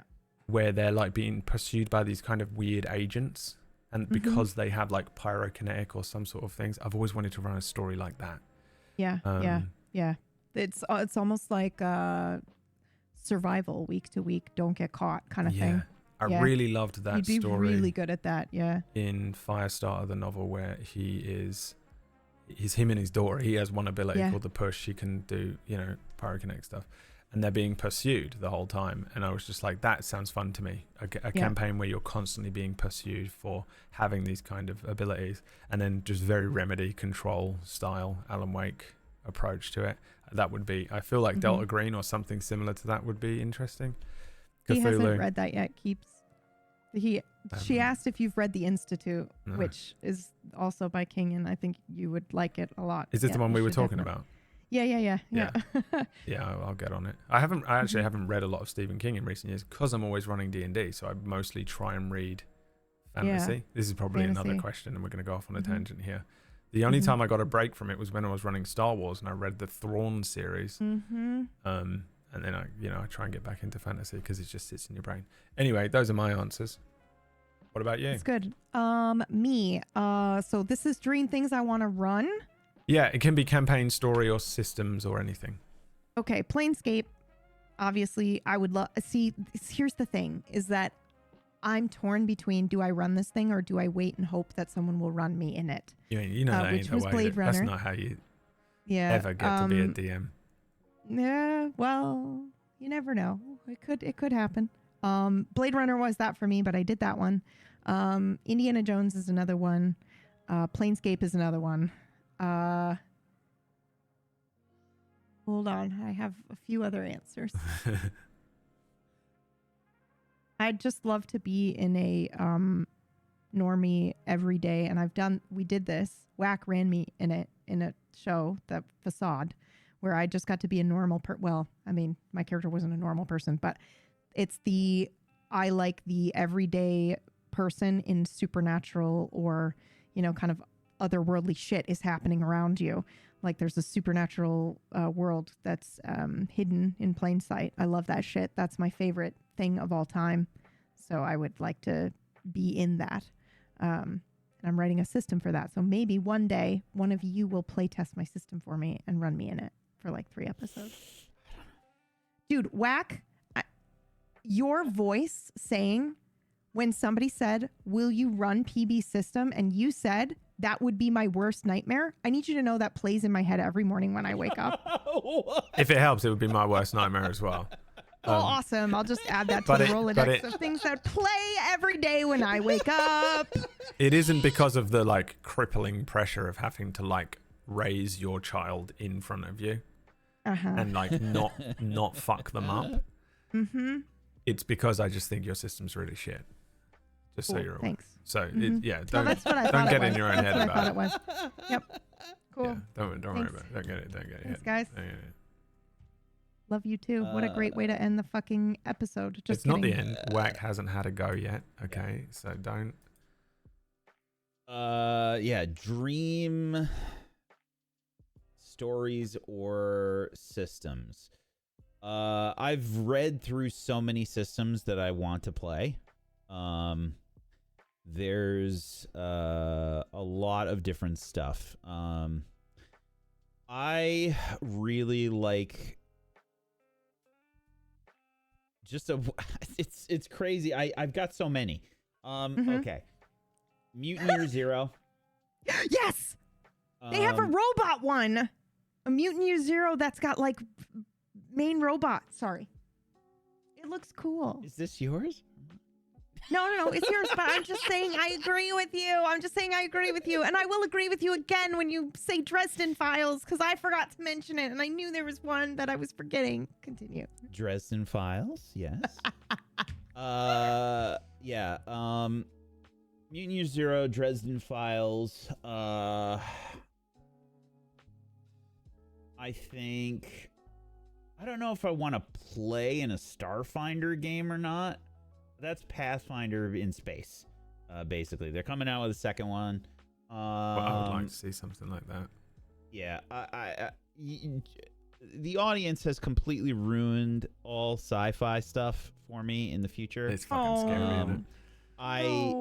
Yeah, it's a fact of life. Starfinder's a little different, though, isn't it? That's that one system attracts a certain type of person. But it's Starfinder hard, is less hard sci-fi, right? Yeah, and it's Pathfinder. It's Pathfinder based, so it's I don't know. Hard sci-fi in general is kind of out for me. Just because it's like petrified of it. It's not petrification. It's just annoyance. I'm petrified of it. I'm just annoyed. I'm annoyed by the pedantic nature of a lot of people, and it's like, I can't get excited about it anymore. It's gone. It's gone. It's been ruined. Yeah. Completely gone. Tarnished. So a lot of those have just been ruined. So it's tough to say. I don't think I would ever run Starfinder. It ruined it for me. I wasn't even the DM. Yeah. I would say that. I would say, I know people want me to run Cthulhu. That's always been like in the back of my mind. I'm like, do I want to do that? I don't know. Sometimes I feel like a lot of that stuff gets too samey. And I would really have to think about that in terms of just picking that as a system. I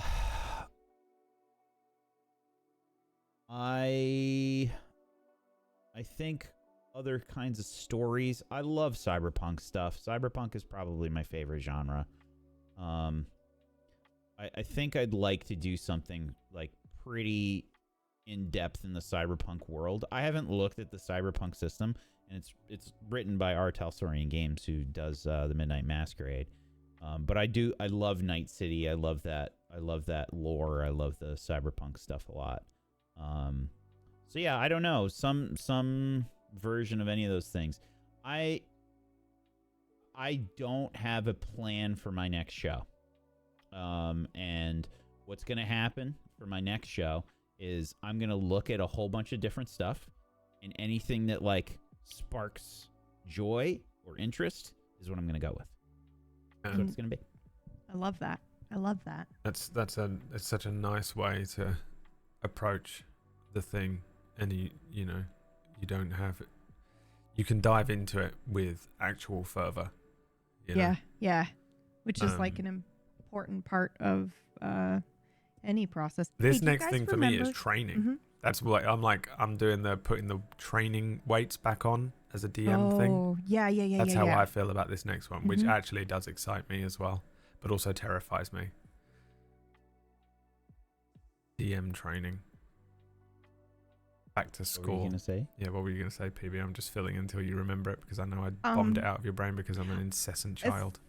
Do you guys remember when I wrote the Blade Runner in like a night, and then I sent manic DMs in our group chat and was like, hey guys, do you think I could run Blade Runner while Myers gone for December during Kingmakers? And you were like, no, PB, slow your roll. This should be a show all of its own. This is how you come up with every campaign. Why are you pretending this is Blade Runner? Well, because it was, and you guys told me. You have the thing I have. One of you said this, you want to run this as a full show. Yeah. Because I was like, I'll just do 4 episodes of it. And one of you was like, don't do that. You are so into this. Can't remember. You want to take your time with it. And probably. Well, thank you for that, because I did end up doing a full show for it. But yeah, you were right. You have the thing that I have, which is like got to do it now syndrome. If you think of something, you have to do some of it now. I have to do the prep for it now. Yeah. You got to get it out of you and into the world or into a form. Because that creativity can be fleeting. You gotta. It's like, and then you get manic DMs from us. Yeah. Where, it's like, what if I did that? You know when you get lots of therapists talk about this. They're like, keep a dream journal, keep a notebook with you all the time. Yeah. Just keep a notebook with you all the time, because I cannot tell you how many like banger ideas I had that I woke up from a dream and I was like, oh shit, that would be fucking good. That'd be sick. And then I'm like, I gotta use the bathroom. I gotta make breakfast. And it's gone. Yep. Gone forever. Yep. I get the best ideas Like, I think 1 minute before I fall asleep. And I'm like, do I want to I wake don't all the know way if up to write this down? Yeah. Is it Or worth do I it? just trust that'll be okay? I'm always like, I'll definitely remember this. It's such a great Mhm. idea. I wake up in the morning and it's gone. I have a fucking trailer for a show that I'm not going to run for like 2 more shows. Yeah. And maybe I'll run it. Maybe I won't. But, Yeah. like, it's just like, it's fucking 2 whole shows away at this Yeah. point. You Maybe get so 3. excited about it. I'm very excited about it. That's the end. Yep. That That's is the end. This Thank is you. what Roll the non-effort credits. is. We, I don't know if we have credits. Thank you for your support. I don't know if we have credits. Thank Just use you. those same ones from From a different show. Oh, because it's got the like music. It's gonna have all the. We forgot to do credits. Well, there That's is no okay. credits. It's just us. Well, and everyone who And the people that have donated. Yeah. Brad's like, oh, I don't know how to do that. But also, we don't know if everybody wants their name up on the screen. for Well, they're about to get it. It's gonna run the non-canon credits. that. Oh, okay. Oh boy. Oh boy. So Oh, wait, Brad- before you do that, well, It's it's too going late. to take a minute anyway, right? Yeah. It's going to take a minute It's on this- anyway. it's Can they gonna still be- hear me? maybe. Okay. We just want to say thank you, everyone. I know that it's a podcast and it's a different format than we're used to doing, but everything that you threw our way today goes and helps keep the channel going and more shows and stuff like that. So we really, really appreciate it. And I am running the next thing, and it's called Don't Die. Oh, I was And it gonna is incentivize that absolutely- next week. Well, okay, then I won't tell them Don't tell them that. anymore. Don't tell them what. You asked it's me about? earlier on, shall I tell them Mhm. anything? And I said no. We have to Mhm. incentivize everything. Now, to be fair, that was before I thought that we were gonna. I didn't think we were gonna make $1 tonight. Yeah. Because I was like, they don't care if we change the subject. We're just gonna ramble anyway. It's Mhm. not the same as like your clerics need a sword or you're gonna die. Mm-hmm. The credits are still not rolling. Oh. It's such a good Okay, way well, so for can the I tell them or credits to not? be. No. Should I No. wait? Okay, fine. Don't tell them anything. They have to pay for everything now. What do you Well, think what if we're they doing just pay here? for a trailer? No. Okay.